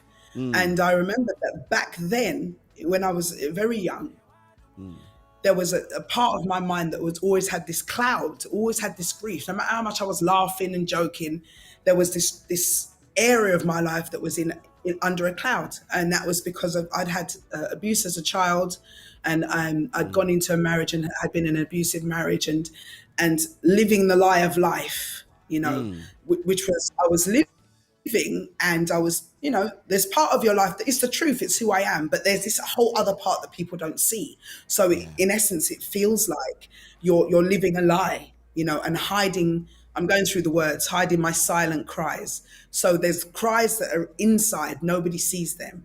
And then, the facade, my face a lie. It's that whole thing of being in grief, not knowing what's going on in me, feeling like this broken child and not worthy, but still doing things, still getting on with what I need to do, and that's the whole thing. And then it's talking about the presence of God and his love breaking into my life and causing me to actually be able to make my way out of that and to be restored. And when I say restored, there's an actual kind of breaking down of who you are and a rebuilding to who you're supposed to be, and that's what that song was about. And it came out that way. I just write song. I usually get words and melodies at the same time, and I write them how they come. If it comes out like a certain genre, that's just what it is. I'm not trying to be in this genre or that genre, which caused me a lot of headache in the old days, but now I actually don't care. It's part of my expression. There's a surprise, right? As you get older, that I don't care thing, it comes about a lot into the fore, and it doesn't mean don't care about it. It's just like I care a lot less about things that don't mean anything. Yeah. So that song, I heard the sound of an orchestral sound, and that's how the expression came. So then you were there, and he told me that he cared and my burdens he bared, and I was just able to go through the healing and restoration. That took many years, of course, but then it came out in that song, and I'm really grateful for that. Remnants of, it's funny when you actually go through that process and get to a more whole place, remnants of actually who you always were are there, so remnants of who I was as a child. There's a thread, there are threads of who I am that are the same, and those threads, I guess, through certain traumas get dumbed down, get kind of, you kind of small up yourself. Well, for me, you small up yourself in order to fit into these different spaces that can't handle the whole of who you are. And I guess part of restoration is being able to say, well, this is what you get. This is it. This is fully me. I'm not apologizing for me. and we're all good, and that journey allows you to look at yourself with compassion, but look at other people with more compassion and recognize that, the person I was 5 years ago. It's funny, I had a conversation with somebody a few months ago that I hadn't spoken to in some years. Not falling out anything, just life. Yep. And they was talking to me, and how they were speaking to me, and in the conversation, I was a bit puzzled, and I come off the phone and I kind of had a little light bulb moment. And I realized, they're talking to the me of 6 years ago. They're talking to that me, and that me doesn't exist anymore, and it was real revelation for me, like, that's it. There's no miscommunication. You're just talking to a person that doesn't exist anymore. Wow. So I had to, in a later conversation, I had to kind of bring them up to speed. I'm not that anymore. So just allow it. Introduce them to the new you. Person. Yeah. In that sense, there's some threads that stay the same, but hopefully, and I pray that I'll continue to grow and develop myself in ways that I'm, more comfortable, even more at peace, and a bit more knowledgeable about me. I think the more knowledgeable we are about ourselves, is the more we can actually deal with people with grace and love. And I think a lot of people are walking around with zero understanding of their own selves, of their real core selves, their good bits, their ugly bits, all of it. and then we can actually be honest. And I'm seeking to continue to do that the best I can. It's a journey, I tell you. It's not easy, and it's difficult. It's difficult to do that. I just love that bit you said. Then I had to reintroduce them to them and say, "Hey, Yeah, guess what? Yeah, it's happened to all me. Sorry, The person's gone now." But it's funny though, you know. It's almost like, because I guess it's like when you're at school and somebody that you know that you hung out with in school, you know, they had a silly nickname for you, and they see you again 30 years later on, and they say, "Oh, you know, Scruffy Head, oh, you're right," and you're thinking that things have moved on quite a bit, you know. I am a Fortune 500 CEO. I don't think Scruffy Head is the way that you want to be. Yeah, it's you know. Some people are more comfortable with the version of you that, you know, they have a version of you. They're comfortable with that version of that you. They're comfortable with. Yeah. So any aspect of you that goes outside of the version of you that they've made, or even that you were, doesn't sit well with them. And I think I've discovered more and more during studies, doing all of this, is that when you step out of that, people can have a real problem. And sometimes it wasn't even you, it's just their perception of what you are. And they're comfortable to have you out at that place. And some people find an accolade. And for me, there is no accolade when people say, "No, you know, as you see me, I don't change." I'm like, bruh, for me, that's not a badge of honor. To say that the person 20 years ago, 20 years down the line, you're saying they're going to find the same person. Yeah. That is not what I seek to be. Yeah. In some core things, yes, I want to stay solid in my faith. But even in my faith, that in itself has gone through a journey. What I once thought or believed or adhered to, I know I don't in lots of aspects, because I learn more, I grow more, and my experience of that has changed and developed. Yeah. But on a whole, I want to be changing. I want to be growing and developing. I do not want to be the same person that I was 20 years ago. Listen, if you go to, I tell you what, is a big eye opener. You go to a school reunion. It's a scary thing sometimes. You go and you think, wow, okay. Hence, I haven't been to many. I went to one. After avoiding them for many years, I went to one and I thought, let me just go, let me not be at arm's house. And that was the last. No, I couldn't deal with it. I just couldn't deal at all. It's very, very interesting to see how you're perceived at school, and then to kind of see people and see people almost exactly the same, and you feel like, wow, it's quite an eye-opening thing. Did you feel a little bit embarrassed when because you got this group of people that obviously that they may not have done that much, and no disrespect to anybody at all, it's you live your life how you see fit, but did you feel a little bit like, well, I'm not really going to say that, you know, I've been to China with this group, or I'm recording artists here and I'm doing this and I'm doing that? Did you kind of like just not feel comfortable sharing? I didn't really discuss all that stuff. I kind of just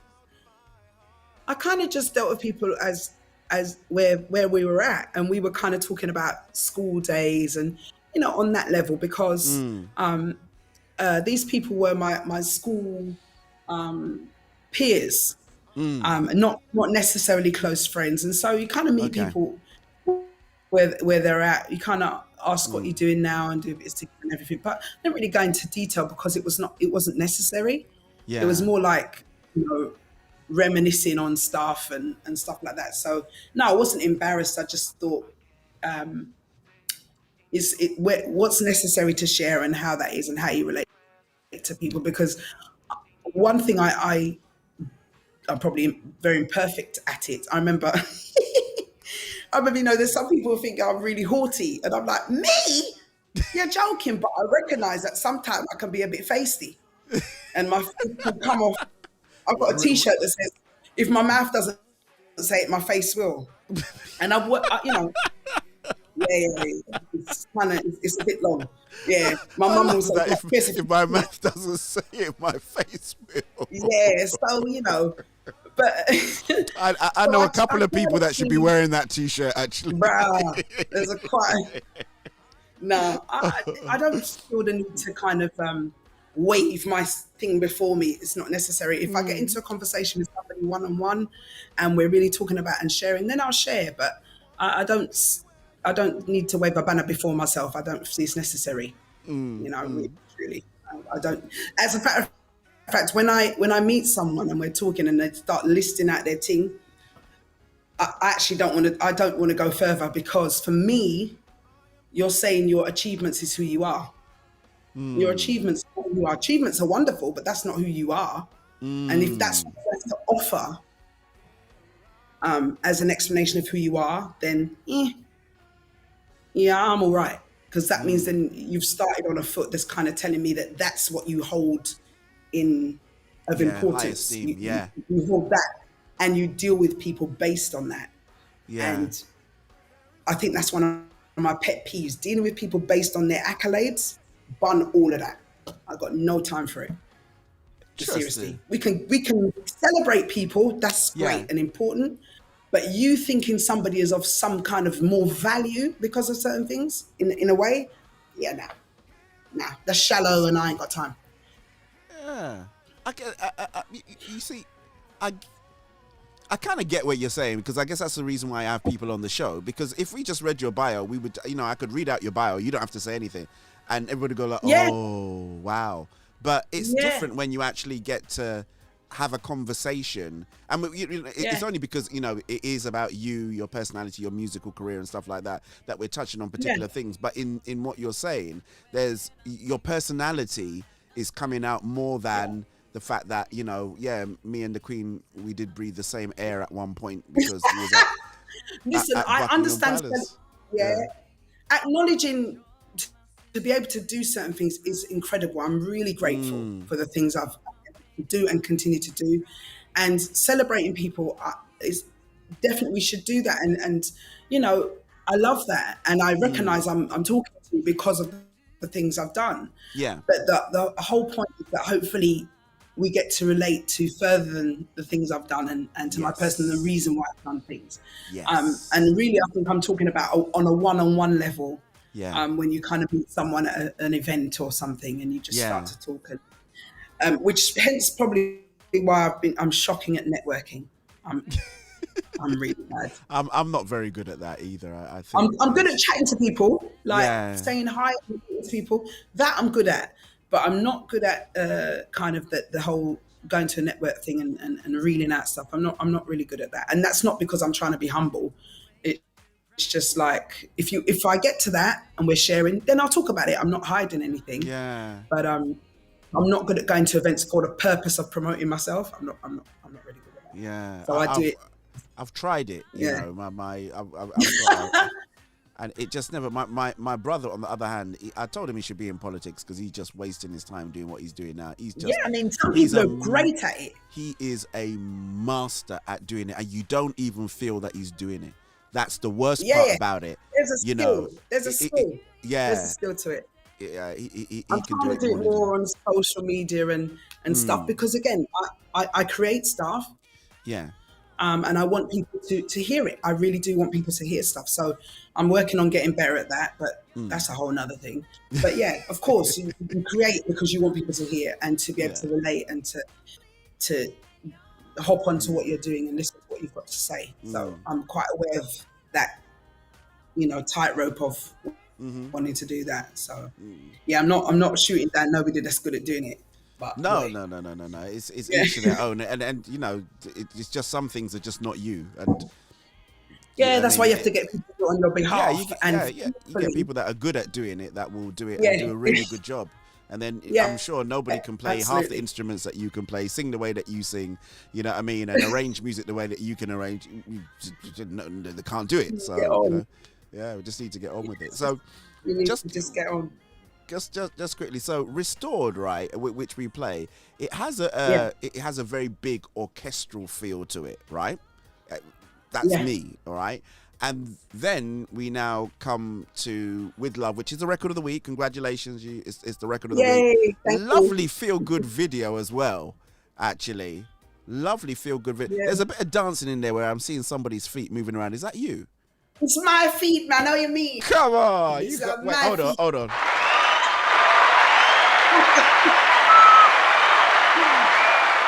There you go. You see? Thank you for the applause. I know some people have done videos and their footwork has been questioned and they've been kind of silent on the footwork when the footwork has been shown. I won't say who it was, but it was somebody that said, "Oh, was it really you? Was it really you?" It's been a bit of a kind of like was it? No, but yeah, great. So the footwork was you. You're getting your groove on. Why? The footwork's me, man. Absolutely, I like but dancing. Beautiful, uplifting track as well. But we can see in the video actually, because you're dancing all over the place in the video. So I can just see you just doing your, all the moves. I love it. It makes me feel happy. Actually, the guy that this guy Jonesy that I worked with 18 years ago. It's mad. I've done a couple of tracks 18 years ago, soulful house things, and he said, "Trace, I'm going to send you a couple of tracks. See if you want to write on one of them." Yeah. So I heard that track. Immediately as I heard it, I heard the chorus. Yeah. I just heard the chorus refrain. I said, yeah, I'm going to write to this one. So I just did it, went in the studio and recorded it, and it made me feel happy. So I was like, I want to make a video to it. So I decided, okay, I'm just going to make a video to it. Yeah, it was really funny. And my brother had done the videography. He's a videographer, does films and stuff and editing and stuff. And so it was like, all right, let's go. So my brother did the video for me in the editing, and we just said, let's just get something out there. And I wanted it to just be happy and joyful and bright. And smiley. Because, and just like, ooh. Yeah, just bright. And we had a really sunny day, which was great. And Where did you shoot? So Where did you shoot? All around my manor, mate. Okay. All around my manor. My manor's South London. Central London is my manor. So we just shot all around different places in Central London. You didn't get that special area where it's blocked off filming taking place. Just turned up with the camera. No, I would love to tell you that we did. Yes, we had a massive camera crew and we just cordoned off, various areas, and we were just no. We just were around places, my old stomping grounds where I grew up. We decided to do that. Yeah. So it was fun though. I had a great lot of fun. So is that something that you want to do more of? What videos? I've got another one coming out soon. Yeah, I've got a funny feeling you like the videos as well. Yeah, I've got another tune coming out soon and a video, but a very different video in this sense. And it's a very different kind of track. It's more of a jazz thing and a very different kind of video. But I'm sure I will be doing more stuff. Huh. What? Why are you looking at me like that? Have you ever considered doing any acting? Well, I have. When I was younger, like I said, I was in a young theatre group, and I love theatre and musicals and stuff like that, and I've considered it, but then I thought, look, I know lots of people go into things, and I wouldn't necessarily say no, but I kind of really thought about the process of it, and is it something I'd be passionate about? Is it something I'd go the full hog with? And then I kind of thought, maybe not. There's only one thing that I'd really like to do, and that is play Nancy in Oliver Twist. Okay. It's my favourite film. And I'd love to play Nancy in Oliver Twist. I don't think they'd have me as Nancy because, maybe not. But I can sing the Nancy song if anyone's listening. As long as he needs me. Oh, yes, he does need me. In spite of what you see, I'm sure that he needs me. Anyway, that's one thing I'd love to do.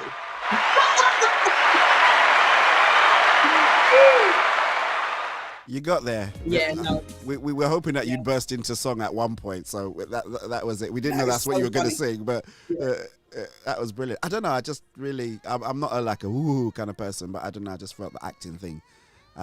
So I don't know how that. It's been said, and I've gone for things a little while, whenever there was a time when everyone was going for certain, musical stuff, and I did. Yeah. And then really when I thought about it, it didn't really fit with what I wanted to do at the time and where my life was going. And I wanted to just break off and go and study and do some stuff. And, it could come back again one time. Who knows? I'm not saying no to maybe you just write the part that you want to do, an opportunity and then present itself. Yeah. Yeah, you never know. An opportunity could raise up his head. Yeah. So I don't want to say no. Good. Don't say no. Don't say no. Nah. Don't say no. Don't say no. I could see you doing something, really. I really could see you. Yeah. A musical. Mm-hmm. Yes, a musical, but I don't know. Just acting, just general acting. No, I just think just general. Anybody? Acting. So if there's anybody out there, any of these guys from Warner Brothers or from... We're not having any role for me. I can play, we call a first generation Jamaican, or I could play someone that comes down, that lives in South London because I was born here. Yeah. That could work as well. The American thing, I don't think I could do, because my American accent tends to be a mishmash of... there are lots of American dialects. There are many, and I have one, and that one I don't know what it is. So neither do they as well. They say, is she from New York or is she from Chicago? No, it's definitely there's a bit of New Philly York, in there. It's kind of like, I don't know. It could be from I don't know where it comes from.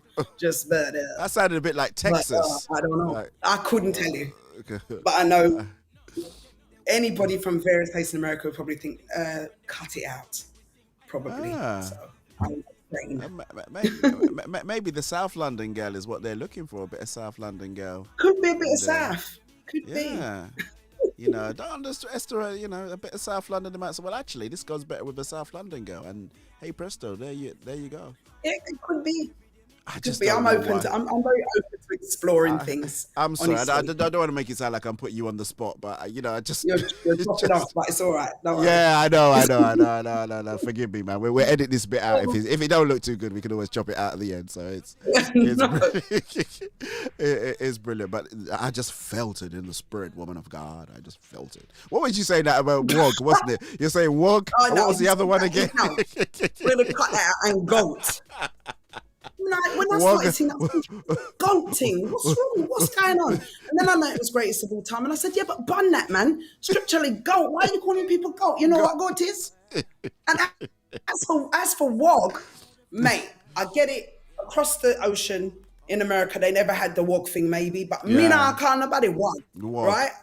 And if you say it's not that deep, it's just, I understand, new generation and all of that. But I can't really get my head around it.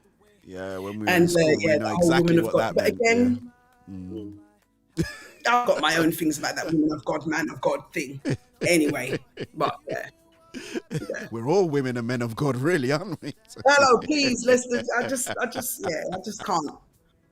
I just can't with it again. My goodness. It's not that deep. I just was seeing it and thinking, what is this wog thing? And then I worked out what it is. And when you said it to me, I had no idea. You know what I mean? When you said, I thought, huh? Yeah. Was she trying to be funny? Or greatest of all time. And I thought, the goat of, no, I'm not calling anybody goat. No, I'm nobody's goat, and I'm definitely not a wog anyway, so there you go. Definitely. Meanings of things change over time and all of that. We're going to claim back this wog thing for a good thing, whatever. No. It can be trashed and burned and left where it should be. Yes. You know what I mean? They even took the guy off the Robinson thing, didn't they? Eventually, when they realised that they couldn't really put. The jam jar, the jam jar guy on it. Yeah, yeah. They realised that they couldn't really do that. And it was that minstrel thing. All kids had a little minstrel, but it's acceptable in an age if you without understanding. But then there's something of understanding. You just think, oh no, it's not really a thing you want to get into. Yeah. But I know it's not that deep, but I just get it. But best left. Yeah, best it's left not alone. that deep, but it's just something's a bit weird. Yeah. All right. So we're guaranteed we got some new music, new videos coming up, right? Yes, absolutely. My album is also coming up. It's been coming up for a long time. Great. You know, there's songs I've written on there years ago, Mm. but they have to be out. And even though it's taken a long time to actually get it out, I just thought, you know what, it's going to come. And Restored is from that. The last, that dance track is not from my album, and the next song that I've got coming out in a couple of weeks is not from that album either. They're just kind of singles I've done along the way. Okay. But then there'll be stuff coming from the album, and I'm really excited about it because they're songs that hold a lot of meaning for me, and they've been a long time coming. So I'm looking forward to them finally being out and about. Well, So, we're looking forward to it as well. I've got to say, I think the cover to Restored, that picture is absolutely amazing. Oh, whoever thank took you. that picture, obviously you're in the picture as well, so that makes the picture Yeah. great. But the colors and everything, they're very, very sympathetic, Yeah, and that is a really great picture. That's a really great picture. So I don't know Thank where you you. were or what was running through your mind, but that it was spot on. I'm a photographer. So I was when see really things like happy, that- and it was Yeah. a sunny day. We had on bright colours, and there are lots of pictures taken, but they all captured that kind of feeling of Yeah. being at peace with myself. And so Yeah. I'm glad about that. When we picked that picture, it's like, this one. Yeah, So that was yeah, a good thank one. you. Yeah, no, definitely a great picture. And you know, we are anticipating whatever it is that you do next. We will, of course, bring you back because we just like you. Number one, I just think I'd be you're happy just, to come back. Yes, man. Yeah, you're just right up our Absolutely. street. You know, right up our street, our alleyway, right in our backyard. So we would definitely have you back. Honestly speaking, it's been an absolutely amazing time. thank I tell you what, It's been a pleasure. I think you've broken the record actually. So you've broken the record of guest time on the show. Oh, have I? Did I go over Yeah. time? No. There's no time limit. It's your dime, your Okay. time. So Well, thank you. yeah, Thank you for that. I'm glad to be breaking records. Maybe I can break some more records. it's prophetic Great. now, right? You say, right, I just done break that come record, on. so I'm going for gold now. Yeah. But no, and the reason why you're able to do that is because I wasn't even watching the time, and we were just talking, and you know, things happen the way that they do, and it's just, you know, when the conversation is good, it's fine. But you know, if it's one word answers, then we'd be trying to get to the ads to get you off really quickly. But you were just giving us stuff dear. that we could. You were just giving us some great content, and we're really grateful for that. But Oh, thank you. I love engaging with people. yeah, And I'm seeking to do that more. yeah, It's slow on the uptake with social media and lives and stuff. And I will get there because I am a one-on-one kind of person, but I recognize that you can also engage with a lot of people digitally. And I want to do that more because that's where I think that that's where the value is at, you know? that one-on-one, just throw something out there. So that's why I said keep doing the restored. Sorry, what's it called again? Yes. Is it restored? The Restored My Thoughts? Yeah, restored my thoughts. My thoughts. Yeah, Yeah. that's so great. for different things we'll do. Yeah.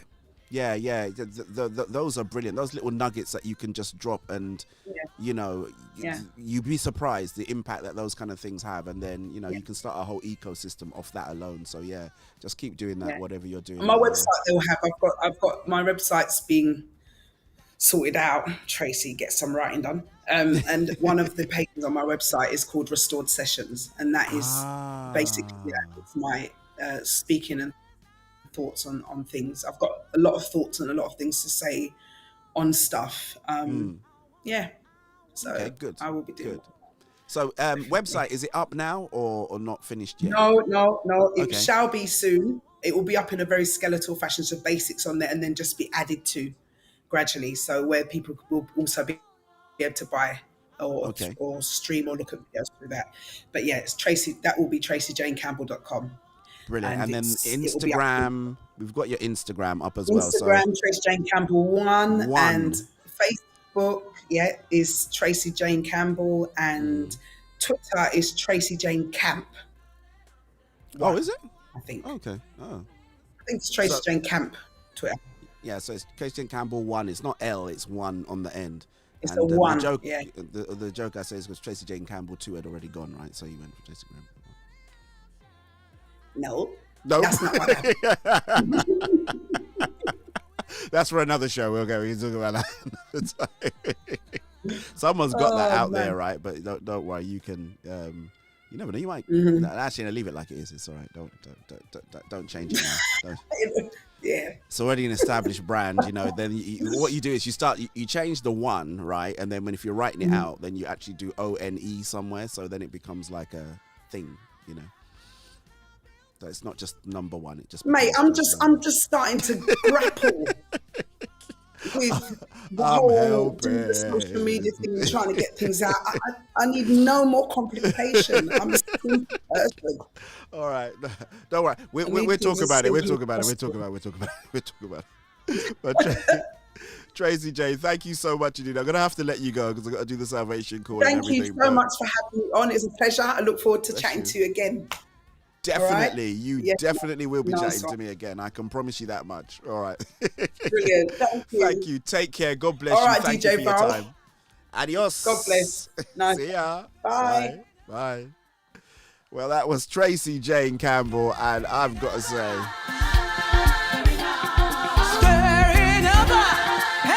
what a wonderful person. I'm telling you, you know, I could be out with her, right? And I would just be having a laugh after laugh after laugh after laugh after laugh, honestly. But there was just so much to her. I'm telling you, we only scratched the tip of the iceberg, honestly. And you can see that, you know, God has really blessed her with a great gift of not just being, I think it's a little bit more than being a musician. I think there's that gift of communication that she...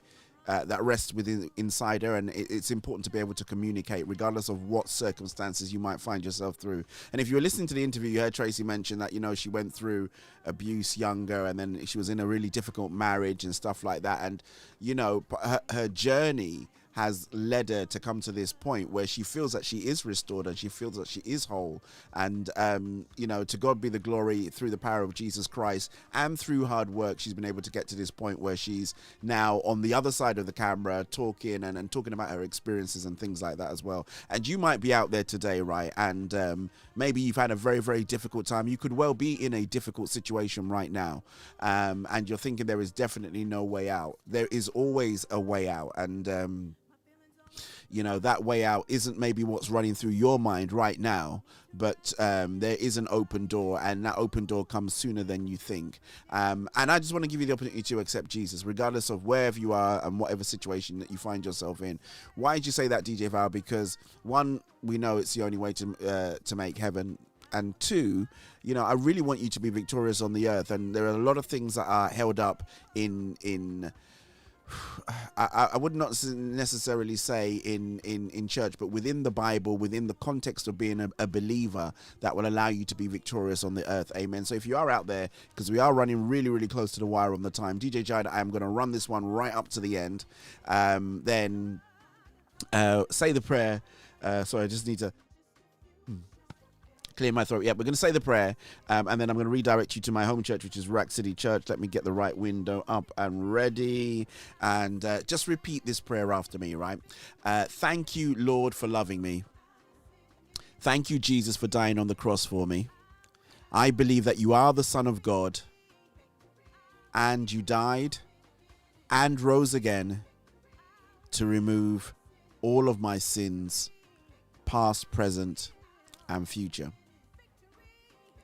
I was a sinner, but now I want to be born again. Lord, send your Holy Spirit into my heart and help me to stop sinning. I have believed in my heart. I have made a confession out of my mouth, and on my confession, I am now saved. In Jesus' name, say amen. Welcome to the family of God. As I said, please go over to www. Was it running across the screen? Yes, it was. www.ruackcitychurch.org/new believer, which happens to be you, and a member of the Rack City Church Discipleship Care Team is going to reach out to you. Because of time, I normally do the whole spiel, but just reach out to them. If you've made that choice today, don't hide, make that decision, reach out and confirm what you've done so that you can be part of this training system that we have online. As I said, you know, there are many places Well, you may not know of a church. You might be in a place where you don't know a church and stuff like that. Don't worry. Be part of our e-community. Me, DJ Val, I would love to know that you've made this decision, right? I would love to know that you're in. I would love to know that you've chosen Christ. It would just encourage me to know that you're there. Plus, you know, we're going to be celebrating up in heaven as well. So let me know on, you can hit me on the also secret WhatsApp number, +44 7960 219 366. Alternatively, if you feel like it, soulfoodoffice@gmail.com. That comes directly through to me. I am an elder at Rack City Church. I have a responsibility to make sure that you are good in your faith, good in your walk, and even if you just need somebody to talk to, I'm here, right? Only way is up and the devil can't stop this. I think we've gone all the way right round, but that can't be right because I know I've got way too much music as always for anything that I'm doing. So let's do this. Oh, we might be all right, DJ Jide, actually. Chaos, you remain the same God. There's nothing about you that. I want to say a huge thank you to Tracy Jane Campbell, TJ Campbell. I'm telling you, she was into tech from the minute we did the pre-interview. I said, yeah, real talk today. Absolutely. And you know what? You really need to listen to her body of work. I think, okay, so you know what the record of the week is, right? With Love. So I play that. You guys see it and stuff. I think, let me see if I can play Restored to sign us out with. Yeah, I'm going to play Restored to sign us out with so that you can hear that track. I normally play it on the worship show on Sunday because it's just such a beautiful, intense song. So we're going to sign out with that one. But I will say this, right? If you do need to stay at home, stay at home. If you do need to go out, be safe. But most importantly, don't lose your faith in Christ Jesus. Thank you so much to all my contributors, all my collaborators. Thank you so much indeed to Soul FM, DJ Jai, Chugitosh, Miss Louisa. God bless you guys. Thank you for providing the bandwidth that allows us to do what we do over here at Soul Food Gospel and connect with you guys on your drive time, adding a little soul to your sword. Gonna sign out with Restored by Tracy Jane Campbell, who was our guest today. Please go out there. She's on Instagram. Go follow her on her YouTube channel as well. You will truly be blessed by what she's doing, honestly speaking. And if you weren't, you know, I wouldn't bring her onto the show if I didn't think that you'd be blessed. So very, very talented. Gonna sign out with this one. Take good care. God bless. Catch you tomorrow. It's a late lunch show. No guests, but it's gonna be another late lunch show. God bless you. Take good care. Mind of grief. No love, no warmth, no peace. Live in the light of life, hiding my silent cries. Facade, my face alive. Yet inwardly I die. Tears of defeat I cry. Won't someone see me? I live within a cloud. Walk with my head bowed down. I feel I'm nothing now. Won't someone hold me? Searching to find relief. These pleasures hurting me. My worth I cannot see. Won't someone teach me? I live within a cloud. Walk with my head bowed down. I feel I'm nothing now. Won't someone hold me? But then you were there, telling me that you care. My burden you will bear, because you saw me. Now I'm restored, my strength, my mind renewed, and though it seems a dream, how can it be? Your love and grace just given me